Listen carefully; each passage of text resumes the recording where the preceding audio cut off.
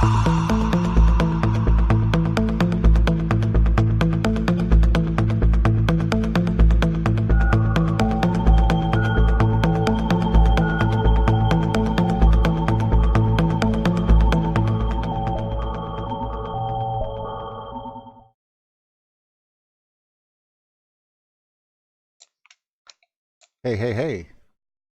Hey.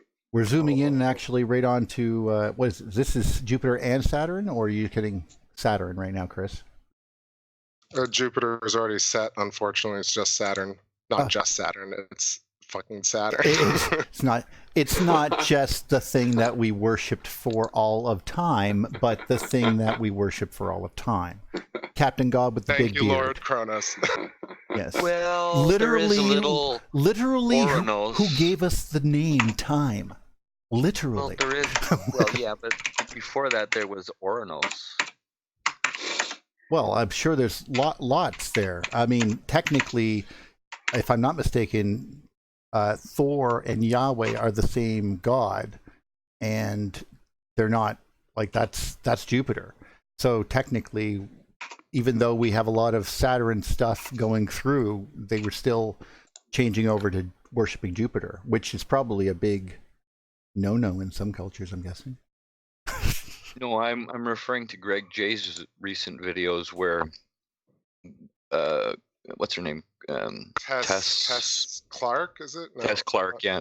She was talking about Uranus and Saturn battling it out at one point, and then Saturn kicking Uranus out, and Uranus being our first father, first son. That would not surprise me.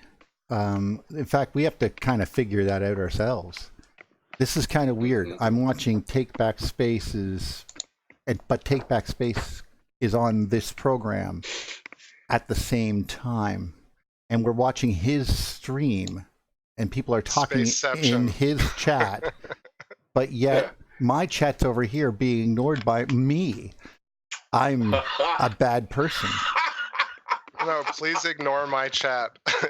I'm so confused. I know, eh? I'm how is this use working? Neil's chat, please. Oh no, we watch this. I bet you I can like sort of move it right in here, and then like sort of like put it on top. There we go. So how do you actually can have access to the screen? Like, because I just see like the blue default Skype window. Oh, you're not. Well, actually, no one is seeing anything here. Let me actually solve that. I'll share my screen with you. Then you can see it live and see what I'm seeing. But the stream is also going out to everyone as well. So let me click on that, and I will share my screen with you. Laurent, are you subscribed to the Electric View? If so, you should have a notification that the he'll be fine. Yeah, I can open it, but there's a little like delay, so it kind of. It should be. You should be able to see it shared now, and you should be seeing nothing but my screen. I think it's working. Yeah, and then I will bring up. Yeah. There we go. Okay. Ta-da! There we are. Oh, I didn't mean to have that one. Oh, okay. That one. And bring up that one. See, there we go. You see, we have it all. Okay. There, that's what I'm doing. So. And Chris is going to give you a strike. Awesome. I hope not. This is totally awesome. You know, none of us have any control over the YouTube mind. Oh, no, we're probably like breaking some law somewhere. They're going to go, no, you're only allowed broadcasting in one spot, but we're broadcasting the same thing on 2 different streams. I don't know if this is breaking rules or not. YouTube's going to freak out and start screaming at people. YouTube is the mind flayer for sure, like absorbing all channels. Oh, true. It is so true. YouTube is the defender of Earth. Ultimately, it'll absorb all channels and all celebrities, and then fight another planet's YouTube. That wouldn't surprise. That's like, you know what? I'm not kidding. Today, someone goes, "What should you do for like your, like for your costume?" And I said, "Well, he was a fairly large guy, and people were making jokes. It goes, I can't, but I want to be a Transformer." I go, "Dude, Orson Welles, Cybertron, man, do the whole thing right up." You know, and I'm like, and of course, you know, like you could go and scare people too if you want to do it a different way too. You could like totally just start screaming about aliens coming from Mars and tell them to go jump out a window because there's no sense in living. You know, like I mean, there's so many good Orson Welles jokes you could wrap all in there. He's a planetary figure, but still.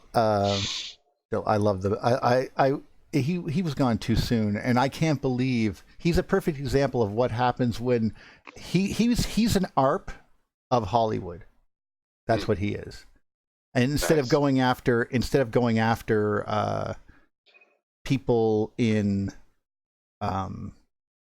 like the truth, he went after the truth of like how big of dink William Randolph Hearst was. And wow. I mean, even though his name was never mentioned, every single human being knew exactly who that movie was about. And he tried to bury that so hard. And in so doing, blacklisted Orson Welles for the rest of and beyond the life of William Randolph Hearst. Like from the grave, he was still haunting him. Nice. I mean, that's a level of spite. That's a level of spite that you don't often see. It's like, no, when I'm dead and gone, make sure that he never works again. Okay? That's what you do. It's like, if he has to work, it'll have to be something like, he'll have to play in a cartoon where he has to play a planet. That's how rare he'll be able to act. Okay, so I'm looking at this image and I can't help but notice that it's red on the bottom and blue on the top. Well, okay. But it would that not be... The ring is red on the bottom and blue on the top. I wonder if that's just is that just an artifact of the video, or is that actually... I think that would be an artifact of your telescope, would it not? It's not. Yeah, it's definitely natural. It happens with all scopes and binoculars and everything. As planets and stars move towards the horizon, this chromatic fringing happens, and it's basically diffraction patterns in the happening atmosphere, of right course, yes. in the atmosphere from the light of Saturn that's being focused on the like at a certain point in the sky. So like rainbow effect, kind of. Yeah, actually, yes. Well, it kind of in a way you're not seeing. This could go down like a weird rabbit hole, but I can explain it, which is that you're not really I already have a weird rabbit hole after it, so go ahead. So we're not really seeing any of these planets or stars or moons or anything. We're not seeing them directly. And the light is entering the Earth's ionosphere, magnetosphere, and bending and diffracting, and we're seeing basically like a bent knife in water in a cup. We're seeing the other end of it. So light change. Yeah, so Saturn is a little bit actually further up, and the moon is sometimes a little bit further away or a little bit higher than the actual image that we're seeing. So that's why the sun seems to set really quickly at some places, because when you are getting closer to the edge of your vision, the atmosphere is bending the sunlight quicker down around the light is bending, basically. It's because that's why all the reds come out in the colors and stuff. And so that's why the sunsets look like sunsets. But that is... Right. Our atmosphere acts like a prism, basically. Like if you can imagine the dark side of the moon cover, we're getting like a stretched the mirage effect. Heather is totally right. Oh my God, and so Heather's here. Yeah. Hi, Heather, and Michael, and we have Dave. And Chris, what's the keyword? Oh my God, Sully's here. Emma says. Banana smoothie. What? Safe word? Neil, banana smoothie. I already know what I have to do. Hello, but thank you. We have safe words, guys, to make sure that we talk about these people. I was talking to them, literally talking to them. Anyway, we're gonna let me do it. Come on. All right, let me do this. I'll make sure this works out well. Sometimes I have to remind myself that you guys are scientists. No, we're not. We're crazy. Like, we're not scientists. What? Are you out of your mind? Oh my God, and Phil's here too. Area. Well, and Chris is here. Chris, you can actually literally be here. Why are you there and not here? Like, you can... Why you, Anyway... It's like I just want to listen, guys. Though it's fine from here. I'll be from here. It's like, okay. Oh, I love this name. Somebody somewhere. That's amazing. And hi, Scott, Ferguson, Amethyst Crystal, Polly B, Sully Girl, Bartholomew, Shannon Persons. Welcome, everybody. So yeah, we're going to do a little bit, something a little bit different today. We're going into a, this is happening because of, well, I'll tell you the story as soon as I get back, but this is, well, I'm actually going to try this live too. So this is like going to be a whole brand new thing. Let's see how this actually goes. This is actually going to be kind of fun. So let's break for it. Let's see how it happens.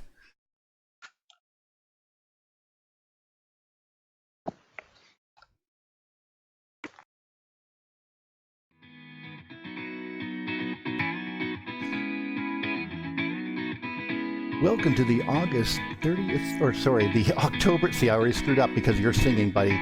October 28th edition of the Electric View. I'm Neil Thompson. Today we're doing a live show with Time and Relativity, Alien Life on Mars, and the new fusion cannon and Ralph Jurgen's electric cratering evidence. Please take a moment to like and subscribe.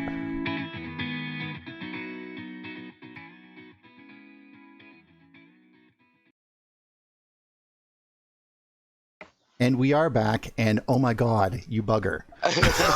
Oh, I can't believe you did that. They couldn't hear it, but I friggin' heard it. Like, I was like sitting there, I'm like, but basically this is all chaotic, guys, is because as you can see, the background's completely different. Like, I'm in another person's house because I have no internet at my house, which is what's caused the show not to be there. And I'm sure that Rick got to explain it, Shockwave got to explain it to people, and it has been nothing but a huge headache nightmare for me. Luckily, I am not in another city tonight. I'm actually going to be here for a couple extra days. I'm heading out tomorrow to go back for physiotherapy. I'm still in the process of doing that. So for all those people who have written me, and I know that I just don't have enough hours in the day to get to everything yet. But promise, when I start feeling better, which it's coming, I'm using a laptop far away. It's terrible. So, now. If you could turn back time. Yes, literally is what we were talking about. So, relativity. I got to bring the share references. I'm representing my people. We can't play it, but I don't think they can get us if we all sing it together. Let's do an a cappella version right now. That's why the YouTubers are signing in to hear us sing share songs. That's what we're doing. I want to hear Laurent sing "The Final Countdown" by Europe. I think that would be just great.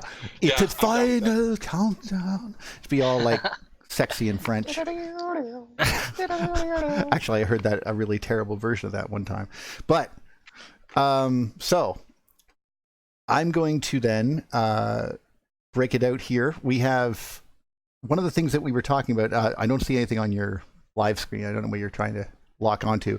Basically, there's many clouds right now, and I have a 2x multiplier trying to get us some good footage, and it's okay. It's all good. Of an astronomer. We were actually talking about. I'll actually have to go find that. Ralph Jurgen's paper, and specifically, we were going to talk about some stuff about the shape of the moon's crater and some of the evidence that he assembled way back in like the 1970s in regards to this. Yep, totally. Also, we are going to be talking, like I said, about time and relativity. One of the things that really get me is, I'm reaching the wrong spot for a mouse because the mouse is the wrong spot. I can put that right there. Look at that.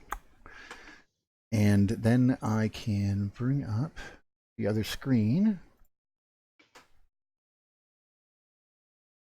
I'll make it smaller too. Just because.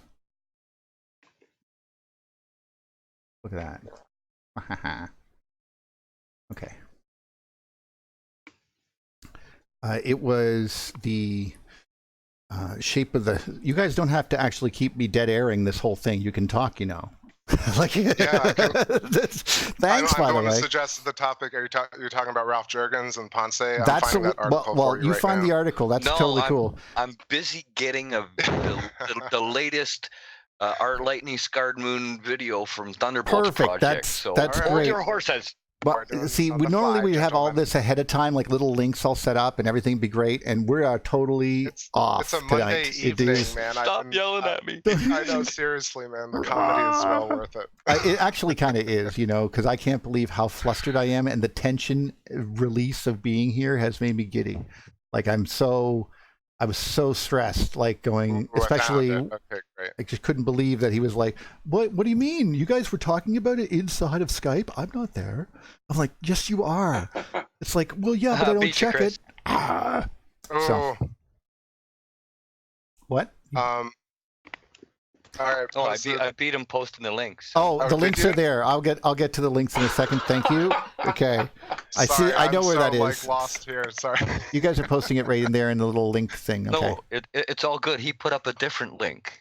No, it's Oh, good. I I can was- see them. We're good. There's this paper on saturniancosmology.org, and it's different than all the others. It I just has the love actual his. transcript from the Ponce journal.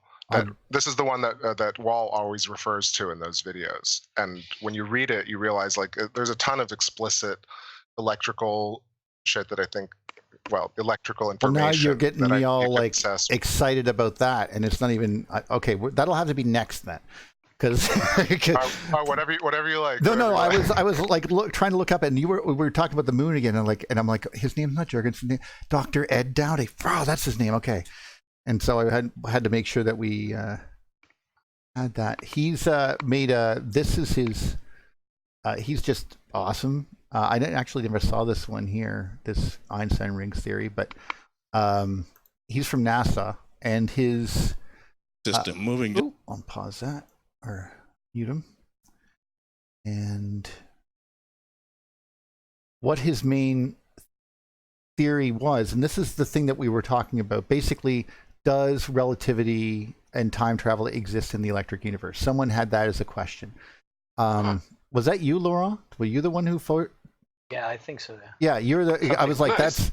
Yeah, he was like, well, everyone was so nice about giving suggestions. I wanted to make sure I made sure I actually did it. But one of the things were, can we time travel? Can this thing actually occur?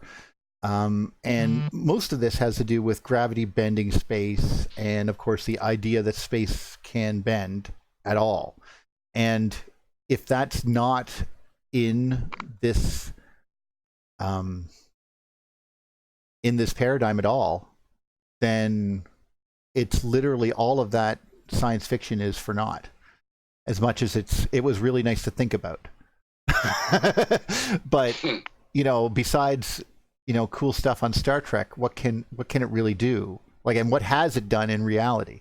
Like, what evidence do we have that there is such a thing as time dilation in any way? And besides, I mean, we hear about GPS, but anything else really?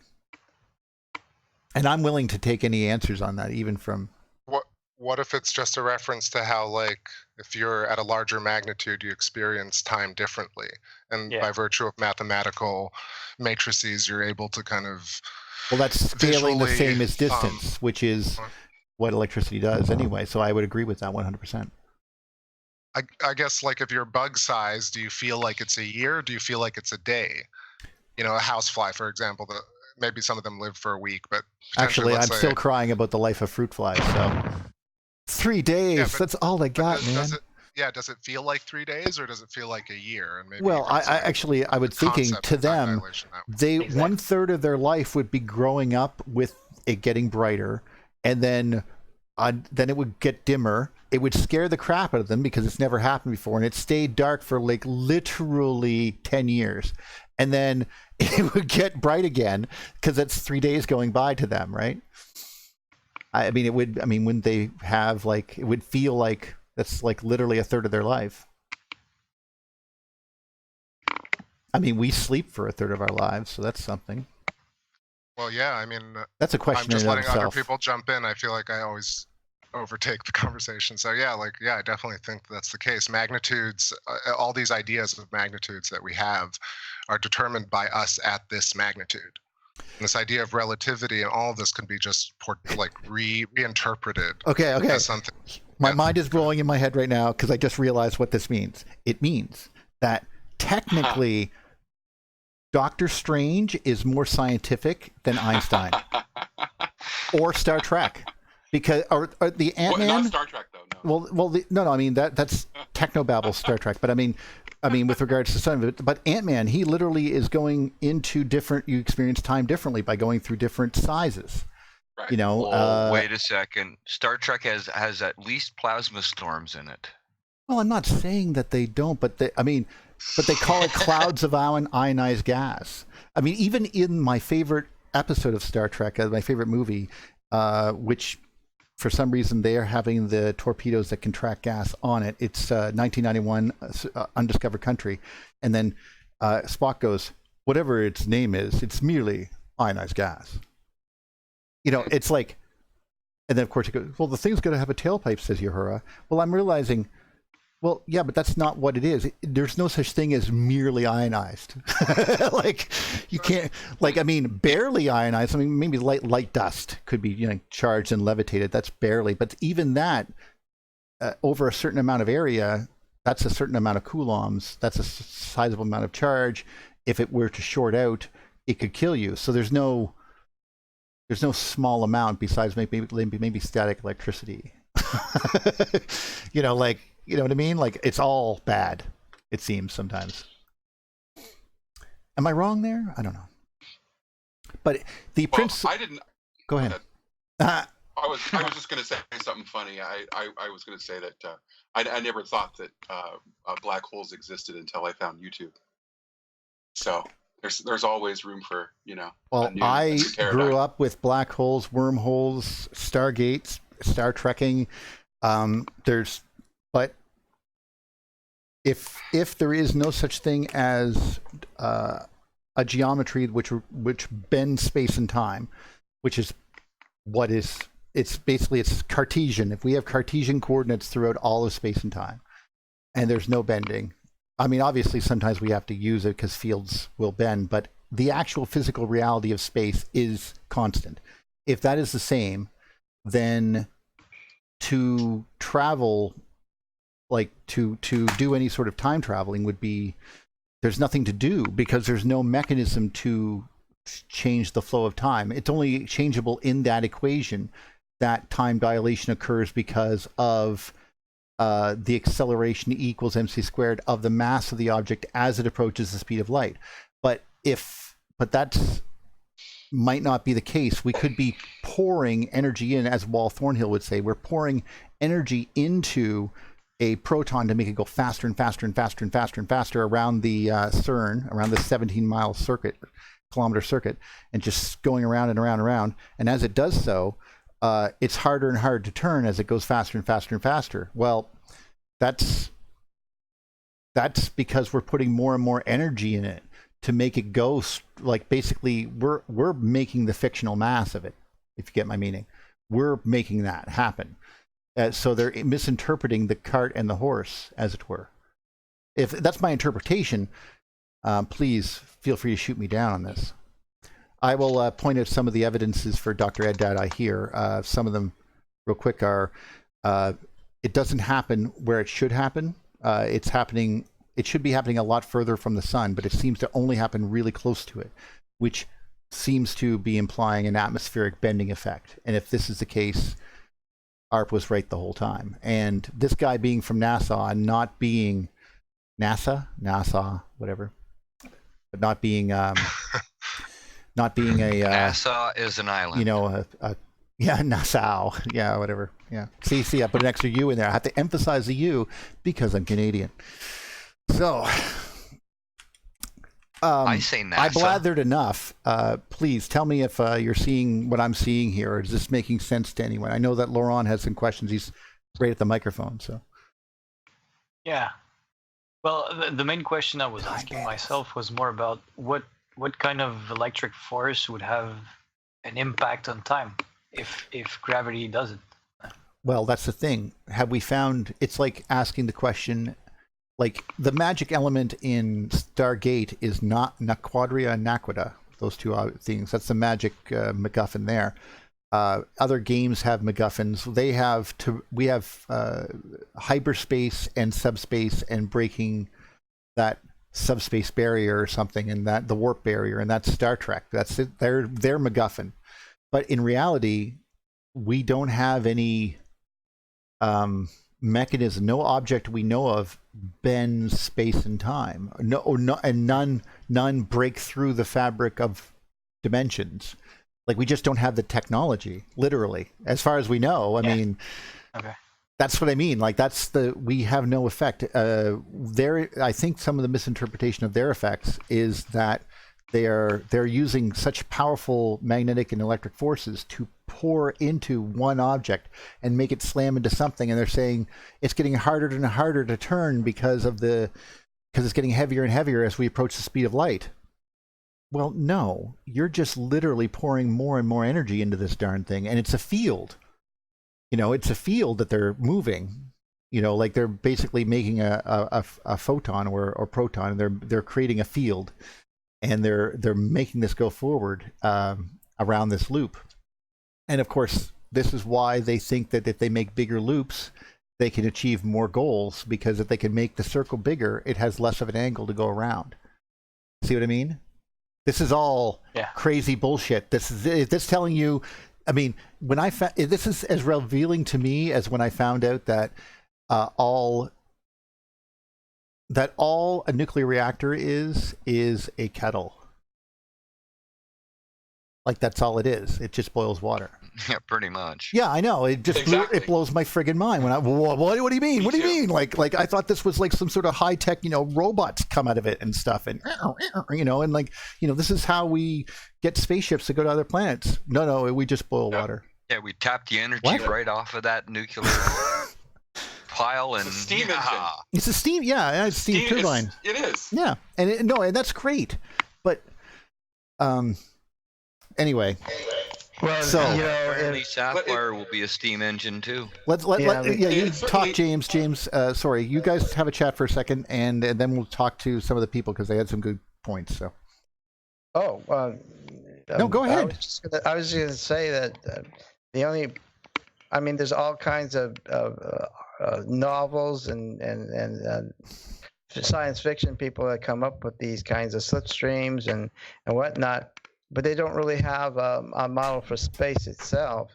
And the only one that I know of is My Ladies, which gives 15 planes of existence. And of course, there's other string theories and stuff like that. They're theories, right?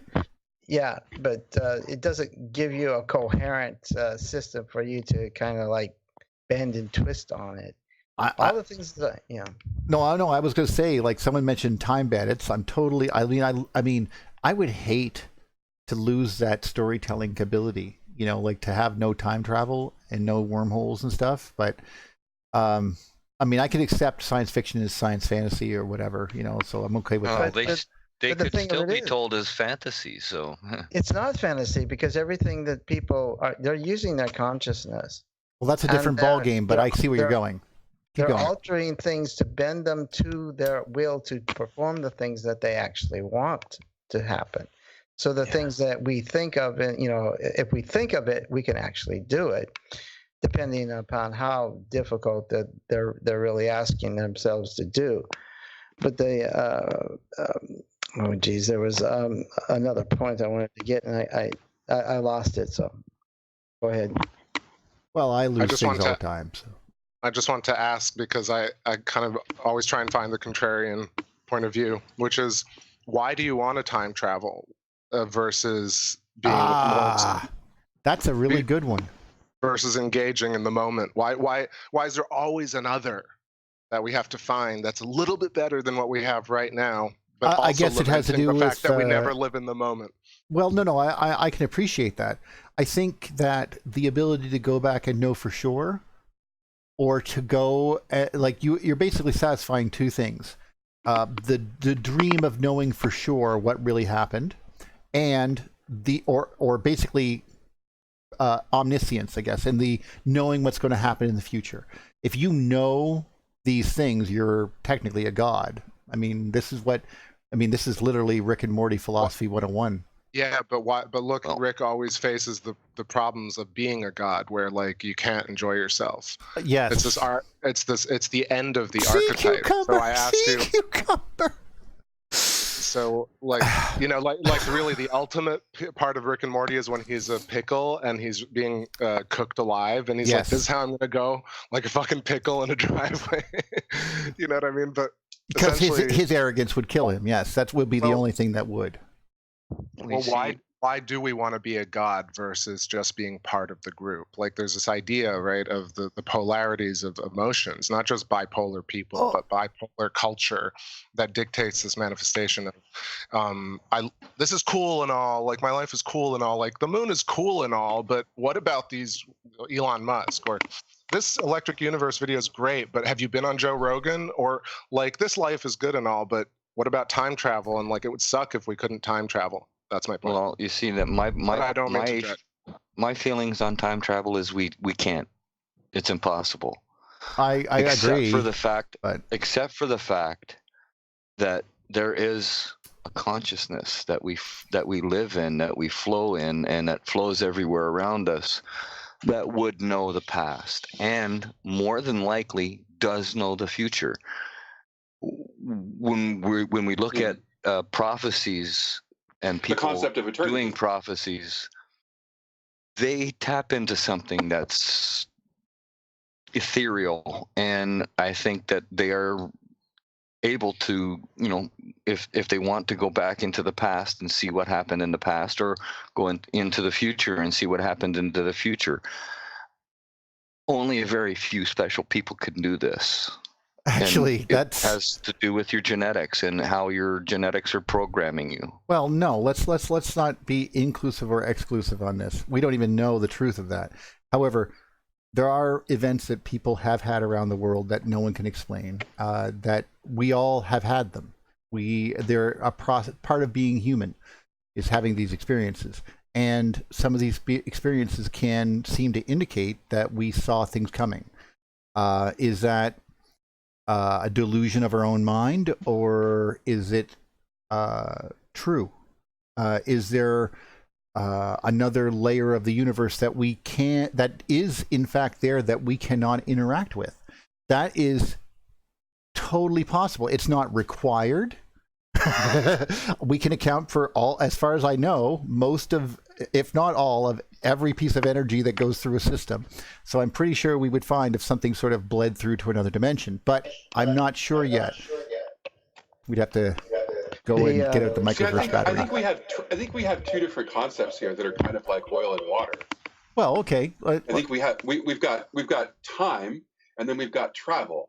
I think that I don't know that we can just sort of like blend those ideas. I mean, I like the idea that there's such a thing as eternity, like there's an existence outside of linear time, and I like the idea that we currently live in a linear time, which is sequential, right? So if we step outside of sequential time and we live in a state of eternity or of allness or oneness, I think that is a sort of different concept of time. I read a novel one time years ago, and the concept really stuck with me forever. The idea was that these space travelers, us, traveled to another planet, and this planet was filled with these megaliths, these stone people. Basically, they were sculptures, I guess, and the whole society was dead, and all of these megaliths were stone, and so they assumed that this culture was dead. And as the novel unfolded, God, that's not a novel. That was a mini short story that you read in school. Was it? Okay. Yeah, no, well, I've read that story. It's been in my head forever because of what happens next. Go ahead and tell them. Well, I'm really curious if it's the same thing. It probably is. I'm really excited now. But the idea being that what they discovered was that these megaliths were alive, and that the culture was vibrant and was quite living. But they were moving so slowly. Yes, he had come seemed dead. Years earlier. He went there with his. That's that would be how it could happen. Like That's a Star Trek episode. Yeah, well, yeah, This entire- that's what I loved about it. He had a pick, and he walked over and he hit the statue and broke a piece off of it. And then he noticed it was kind of like oily on the inside or something. And then he took this chunk and he left. And then when he came back later, like 8 years later, the statues had moved, and it was going and looking at it, and it was reaching for its leg because has been wounded. But it's still in the process of moving, and the other one is still in the process of being surprised by it. You know, that's how fast we were moving compared to them. Right. Yeah. So we have time and we have travel, but we have two very different experiences of time and travel, which seem dimensionally separate. Basically, perception, obviously, coming into play here. Yeah, the your consciousness, it's based on your step by step. The chronology of it is your ego, because it wants your body to feel safe, and it sets things up. Yes. So your consciousness is all over the place, and you're best when you're in what they call the state of grace, or the trickster mode, and so you're going for it. Yeah. So trickster or nirvana. I think it's the body and the material aspect that really,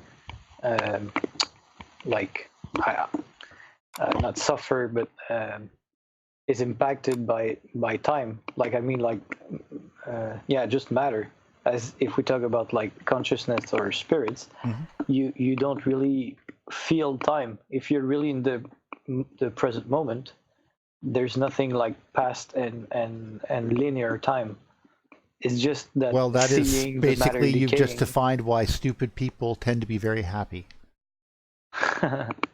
No, I meant in literally if you have a limited perception of reality, which, by the way, I enjoy having. You mean that in a nice way, right? I did exactly mean that in a nice way.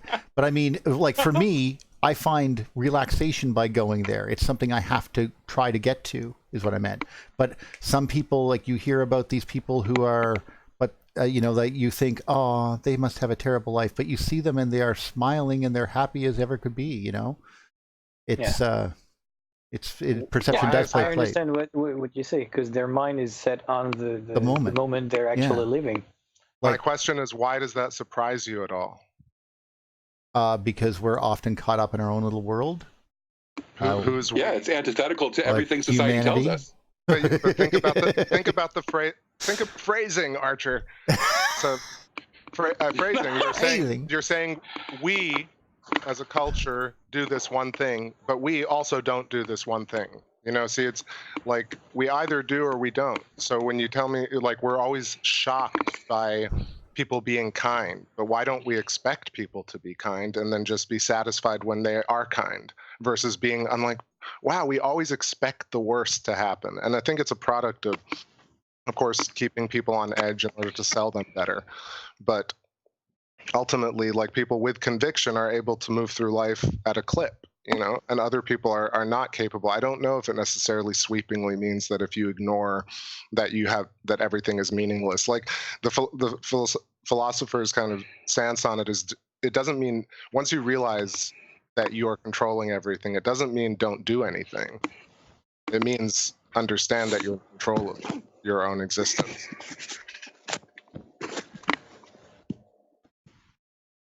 No, you got a valid point. If you point. were learning to drive a car, you would get into it, and maybe you wouldn't even know where to stick the key, or that a key was needed.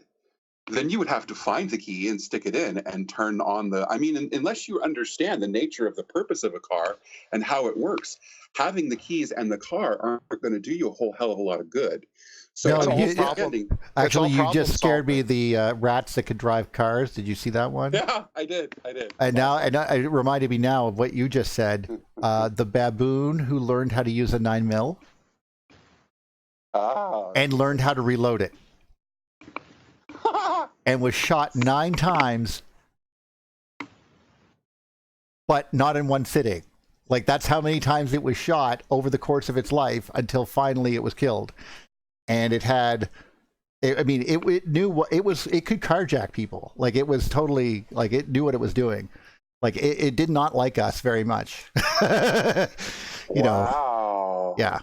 baboon criminal. See, there you go. Well, it's not really a criminal. It's basically you guys are all acting like crazy, and I don't understand the rules of this game.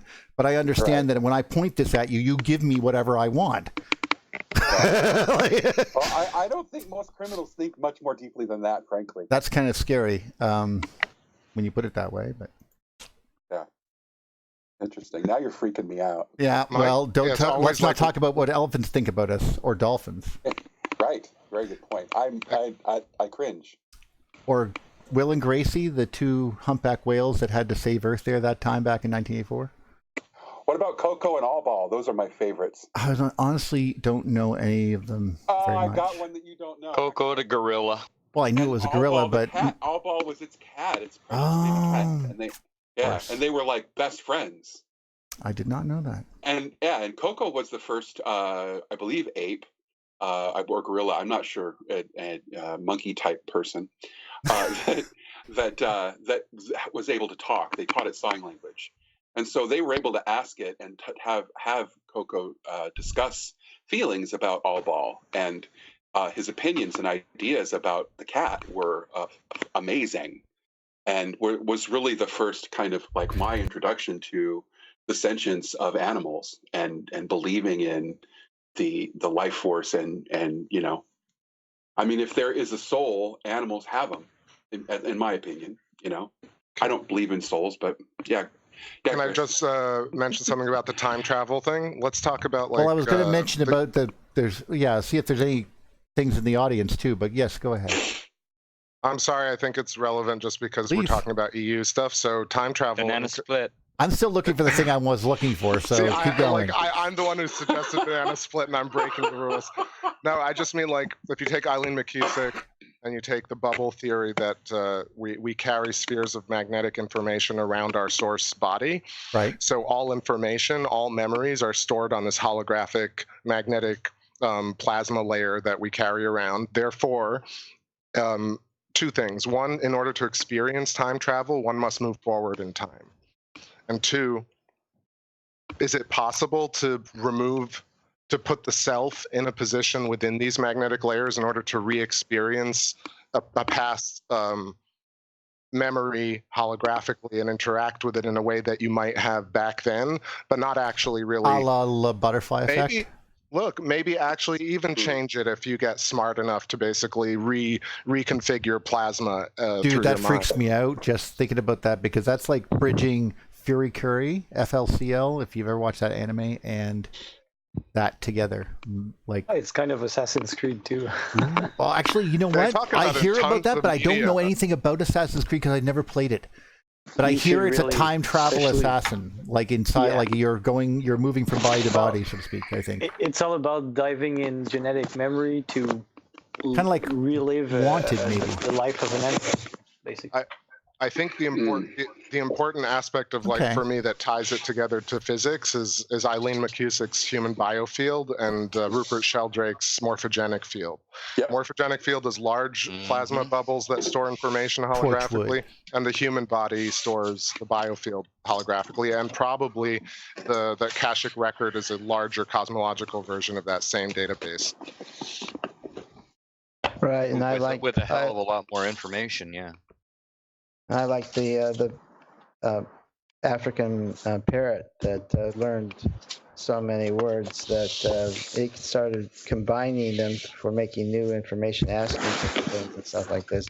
These crows and these small brains, they're capable of actually any herd animal can bring in associations and feelings and stuff like that can communicate to us or is ourselves with these this consciousness levels. So go ahead. Well, the consciousness that you speak of is a collective, and they live in a collective, just like ants live in a collective. It's all driven by this conscious collective that we're all part of. Yeah. So I guess if time doesn't exist in this collective consciousness, you can visit. Well, time really doesn't exist. Like Well, this gets into the question of like, no, I mean, time is a concept that we made up, and that yes, we identify Bingo. with it, but change Yeah. exists. So we just have to define the rate of change, which is time. Yeah. But exactly. And that's consciousness. that yes, but without it, that's why I am assuming that the reason that Kronos is called Kronos, is the father of time, is because we saw the clock in the sky spin, and that's why it became very obvious to us that this crescent, was yeah. happening. But Yeah. before that, it was just another, like, sometimes if it was always the same day because there was no time, like you just lived constant glow. Like, No, there was no light source out there that we were orbiting. We were in a polar configuration wrapped I in was a referring to anode the glow and- entire closer So to the end with the whole egg in the sky part. But go on. No, but my lady, who is Your lady. is a sensitive, that can talk to angels. Who is this lady you keep talking about? Well, It's his asked- lady. Hello. Is it your lady? Yes, my lady. Is it Isis Well, or- I asked her if I could use her name and stuff, and she said no. We'll call her Lenore. I understood. So Lenore Well, says, anyway, she can talk to lots of entities, particularly dragons, and that wouldn't be the first time travel. I heard that.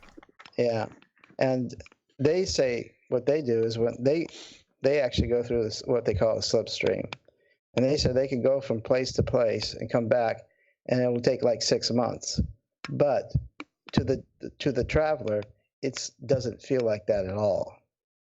It seems a lot shorter. So I Yeah, just time. wanted to put that- In my opinion, time is just events in sequence. That's all it is. And we can't break the sequence yet. But if we could break sequential experience, then we can break time. There's some to the evidence we extent that time can. exists. Yeah. The thing is, they said it in Then- Marvel anyway, though. Like even in Endgame, they say like once you go back to the past, it creates a new fork in the branch, right? Yeah, So it's right. always present, and with no future determined till we have it. Mhm. That There was is no future because future becomes past once you know it. You can't know future. So the whoa, only thing. whoa. We went back to 1991 again. There is no fate but Sorry, what we make. That's what she in my carved into personal the opinion- table. Remember? That's My own personal, humble little opinion, tiny little opinion. Terminator 2, Judgment Day. That's what she said. Right. No, I mean, well, the thing is, think about it. What do we perceive as future concepts, right? You can think about any concept you want right now, and you can know future, but you can't know future because that becomes past once it's transpired. My God, it's like we're living this again. You just described again. Now we just went from that movie, which is a time travel, oddly enough, and now you just said what you said. That is literally the concept of Tomorrowland with George Clooney, who goes in and they imagine But the future. It was almost good. It was almost. It was good. almost a good movie too. Yeah. At the end, it's the I was human like, cancer wait, on what? Earth trope. Like, why are humans always a cancer on Earth? Like, you can't both be a great, good-looking dude like Clooney, who develops all these amazing things, and she's super bright, and it's about family, and all of a sudden humans are a cancer on Earth. Well, actually, It's no. this- Just this corporation such a- being a bunch of assholes, but he just had to basically go. You just have to give them a little hope. Like, But don't the stop telling them. corporations want living customers. It's so stupid. Even within the trope, it's stupid. Well, it's just true, people but we got, just like, remove the I mean, let's just understand here. I hope we all understand that no matter what, corporations have not existed forever, and chances are they will not exist forever. Whatever happens in the future of this planet, they're probably going to look back on this particular time and place and go, "Did they know what the fuck they were on?" No, they were. They had a lot of That's drugs that back then. Corporations are like bodies. Well- Corporations are versions of human beings. Yeah, on a larger psychopathic scale. versions that like to kill Yeah. people for Right, money. Yeah, but also Like, The passive, yeah. also feed you and also clean and also plum. As long as They, you're they useful. plum things. my grandmother fed me. Okay. No. Because in all Eastern philosophies and traditions and religions or spiritualities, they always talk about projecting your mind in the future that you imagine so you can actually materialize it. Actualize it your happen. future. Yeah. Attain it, yeah. So, and if you, well, what I've learn is that if you don't actually do this think you're exercise, right, Heather. you let others' projection of reality become yours, and you don't take the time to stop and actually visualize what you see as a future. You just, for example, if you listen to the news every day, you just that's the only future you imagine. And Oh my that's God, what it actually sucks. Don't do becomes that. real. You know? I don't even know how people who actually make jokes about the news just watch the news. Like if I was one of their interns, I'd be like, no, kill me now. But so I'm going to actually play this little thing here, but it's just the trailer for Torchwood Miracle Day. For those people who don't know, it literally mentions Rupert Sheldrake and morphogenic fields. So it is literally, this is how on one day everyone stopped dying. They didn't. I remember that episode. They don't live forever, like immortal, perfect. They just stop dying. Yeah. So you still have a heart attack, you just don't die.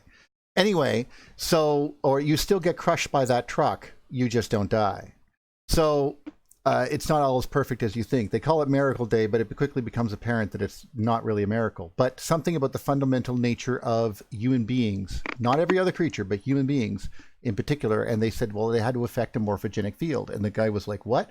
What's a morphogenic field? It goes, well, let me tell you.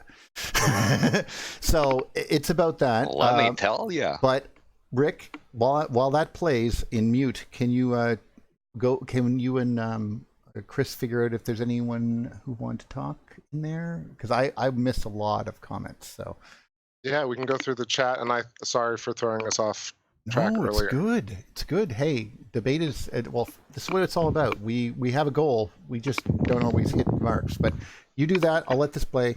We'll see what happens. I just didn't want to get nailed. So yeah, shout outs to all the people in the chat for hanging out. 10 o'clock. That's Heather. She was here at the beginning. Cole Panacci and Sully's Girl. What's going on? Sensei Camilo, how's it going? Heather Stargazer. Ben Winter, Silent Murmur, let's see, Mr. Kylie, 808, and let's see, Michael Wise here, Jay Andrew. Thanks everybody for hanging out. Let us know if you have any questions. I kind of can't scroll much further, lots of chat. So I like this part right here. I just picked out a nice comment from Michael Wise. Oh, okay, go ahead. Sorry, go ahead. Oh, I was going to say, okay, well, let me just do this because it's real quick. They're showing this this is one of the guys that was in the center of an explosion and he's still alive. And then they're looking here and he looks over and goes, what would happen if you cut off the head? Just asking. So, yeah, I remember that episode. It was wild. Oh, well, I just love the fact. I wish there was more of that show. And besides, John Barrowman is just great. And he's not bad either. So, anyway, go on. Right. Well, okay, so getting to Michael Wise's comment, he says, I wish more people studied the ancient pharaohs who studied consciousness, time, and navigated the afterworld, supposedly.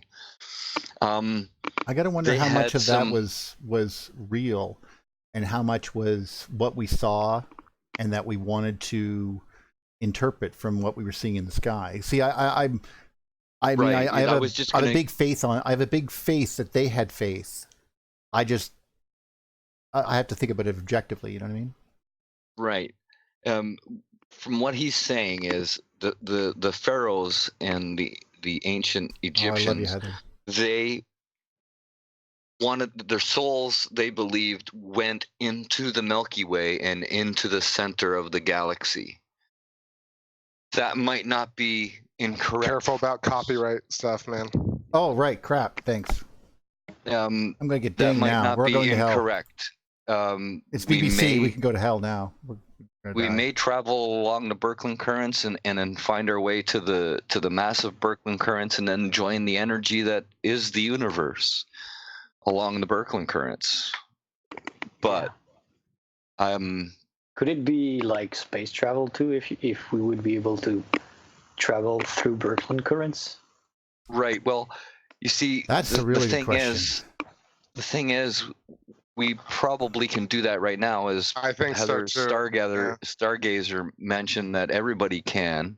Yeah. But we just lack the knowledge and the I believe some people have their genetics locked so that they can't do certain things. And I very again few people wouldn't have their want to genetics be. locked I wouldn't want or to limit unlocked, it to sorry. anyone because I don't know what even is the mechanism. I know that this gentleman right here, me, has had there's no reason to think that he's special in any way, shape, form, or fashion with regards to any genetic anything.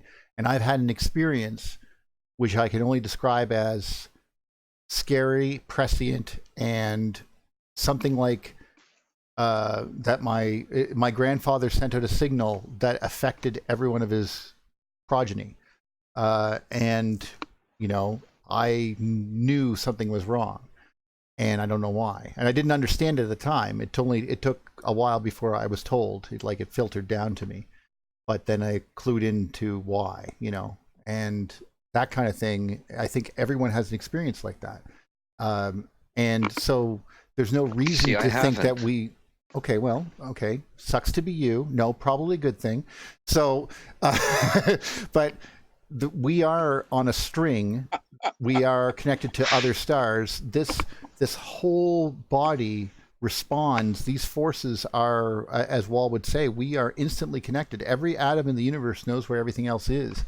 There is something like a field connecting everything that we all sit inside. And we are in different variations and different versions of this field, which could affect time, could affect the speed of light, could affect electron density, could affect a whole whack of other things. But what it means to me is that this effect seems to be some sort of like I don't want to say primitive radio, maybe biological radio, something that we can identify with, like the way that a woman instantly can know that their child is in distress, even though they can't hear crying, type of thing. I don't know. I'm just... Well, you're born along a cord. I mean, just because the umbilical cord is cut in this idea that we see as matter and density doesn't mean that it's cut electrically. Yeah, or consciously, whatever. Yeah. Wow. In a way, then you're absolutely right. We would be, since every single girl that is born technically has their future granddaughter's ovaries inside them, or something like that. That I could picture that. Then there's sort of like a chain, and it could. And also, we have to admit that we are scared of snakes, just like cats are. I mean, literally, ropes can scare us. It's like, and we may not have ever seen snakes before. So we have to understand there's something about them that freak us out. That's for sure. Other things like that have passed on, and we don't know how. There's no reason it should have been passed down, but babies are scared of them. Like it's weird. That's what we could call link to I don't remember his name, the one who worked on the mankind amnesia, like the Velikovsky. Yeah, that would be him. Velikovsky, but like more recently, Andrew. I think Andrew was his name. Oh, you mean Andrew Fisk? Yeah, Andrew Fisk. Andrew Fisk. He does social. He does the social amnesia. And he does he has a whole site called website on planetary amnesia. I'm gonna look it up here. You keep talking though. Sure. So yeah, the idea is that we share a common consciousness or whatever. So if something traumatic happens to, like on a human scale, like the planetary scale, for sure, we're gonna have a hard time like recalling it even after, like today, like ourselves. But things like snakes might trigger it. Exactly. Snakes, among other things, for sure. That's also something I have to think about when we're dealing with like I've been recently beginning in debates with Ted Holden, because he's really into the Ganymede hypothesis, and one of the things he talks about is basically life traveling from planet to planet, and can it survive? Could it possibly have been civilization on Mars? Many of the individual shots that I've seen of the pictures that are used as evidence. Oh, there's Tawny, and Tawny just got married. There's Ben, but they have I'm not sure what it is. It's some sort of I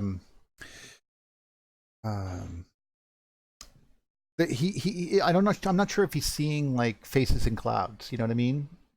When you look at the surface and look for evidence of that, of civilization, you know, because we have that same problem in our own deserts on Earth, and electrical excavation has certain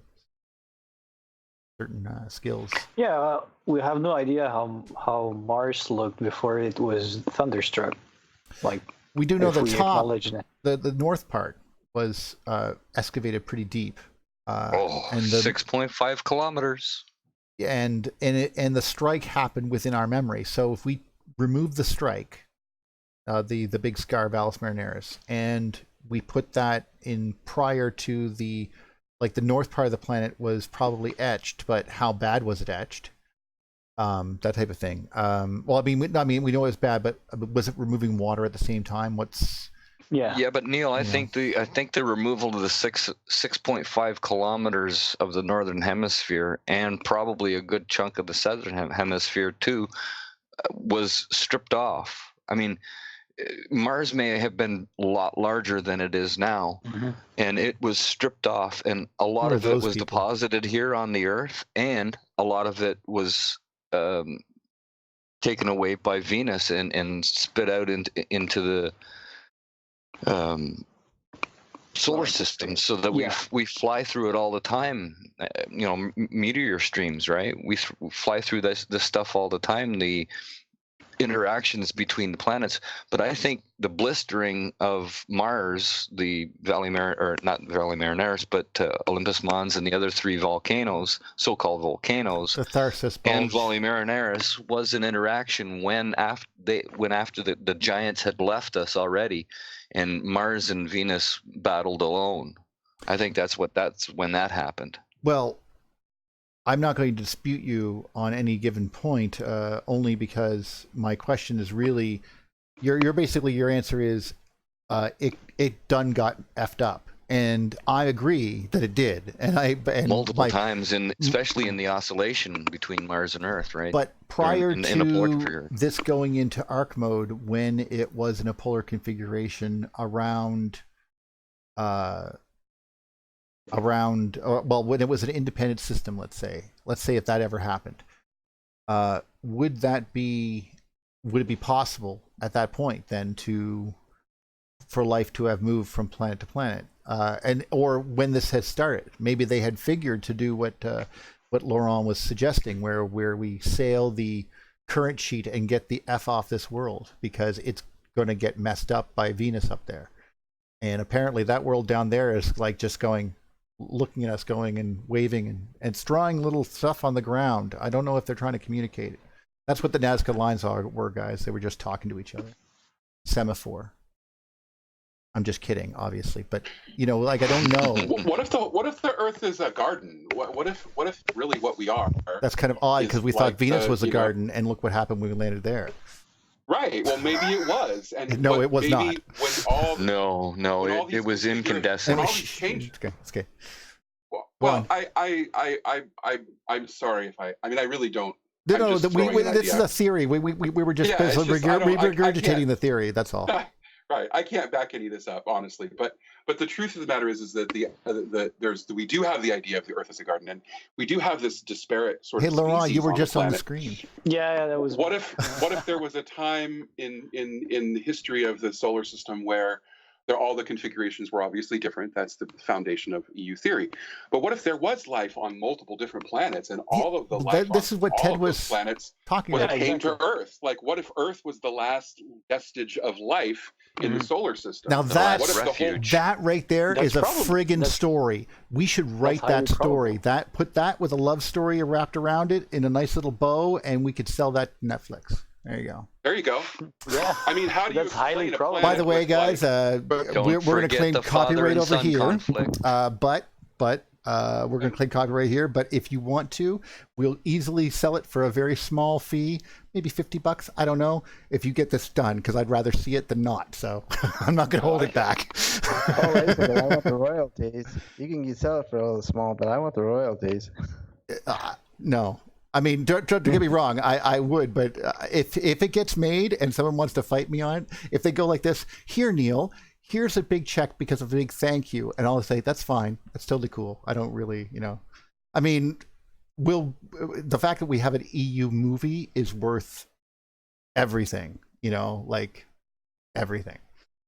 Yeah, but almost everything is an EU movie, basically. But I mean, in this case, I mean, the storyteller is actually creating the human drama. That's the real story.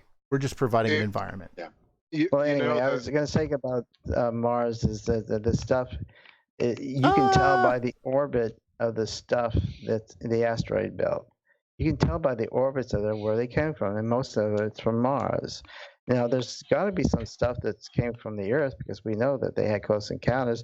So we should be able to decipher which one's coming from which stream. This is possible, but most of this asteroid belts is Mars. It seems obvious to me, but I don't have perfect proof. That's Flanders area, and I think he defined a stream of new comets 3.2 million years ago, and it's there. So if they can get something that far away, with less than 40,000 years ago, we should be able to do these things if we have somebody who has some knowledge in this, as how those things work and model it.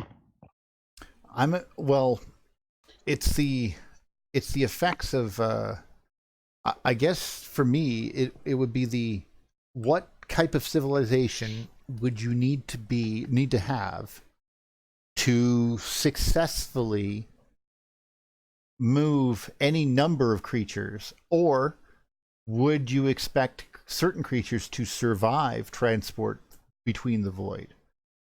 I can only picture a few, like mostly aquatic creatures that might. Yes, I was just going to say aquatic creatures in the transfer of waters between worlds, like Ted Holden talks about.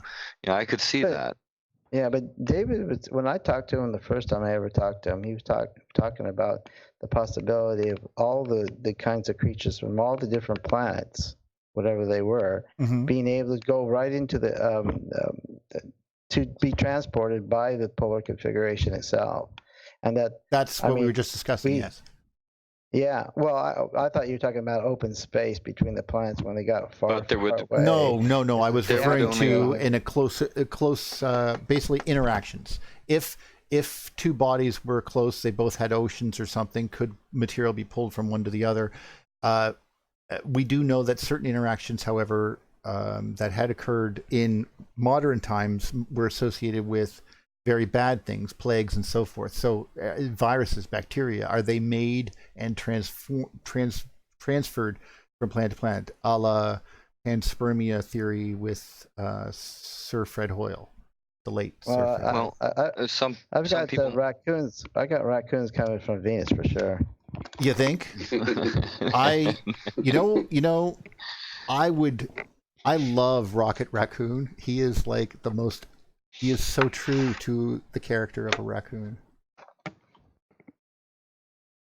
What about octopuses, though? That's I didn't want to mention that, but that was one of the first things on my list. Octopi, the elephant in the room. Well, they have the dirty little secret. Well, everything on Earth, everything has certain numbers of limbs. We have 5. Every one of us have 5, but they have 8. They're the next up on the Fibonacci sequence, and they share that with certain other creatures. There are some creatures that do the 6th thing as well, like flies. But these are the things that I think about, because this type of genus, like they if we follow common descent rules, we're going to probably find that there is a they can't merge these trees. I would assume they can't merge these trees, and I bet you dollars to donuts there's something knocking on some door saying just that. But I don't know if anyone's heard it, but I hope there is. Otherwise, I just spoke up my butt for no reasons. Spiders have 8, yes. I don't think I don't think we can rule out a Type 3 civilization existing in conjunction or right alongside of us either. If we had the ability to control energy on the scale of a galaxy, and we saw that I think one of the things that we deal with in our culture today is that we were all raised to believe in a static universe, like there is a level of safety that exists, and we are living within this safe place that doesn't change. There's magnificence. There's a clockwork since 2 billion years ago. And everything's going to get better all the time. It's going to be better. And what we're really realizing over and over again as we become more sentient and more aware of the world around us, the universe around us, is that there is no such thing as consistency. That change is the only constant, and that destruction and recreation are the nature of the universe.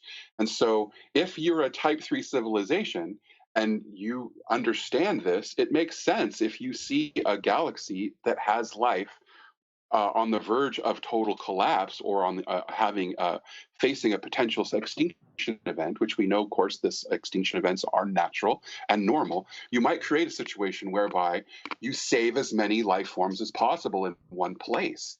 And it seems to me like if you just sort of observe the Earth as a non-Earthling, it's pretty much a hodgepodge of different life forms.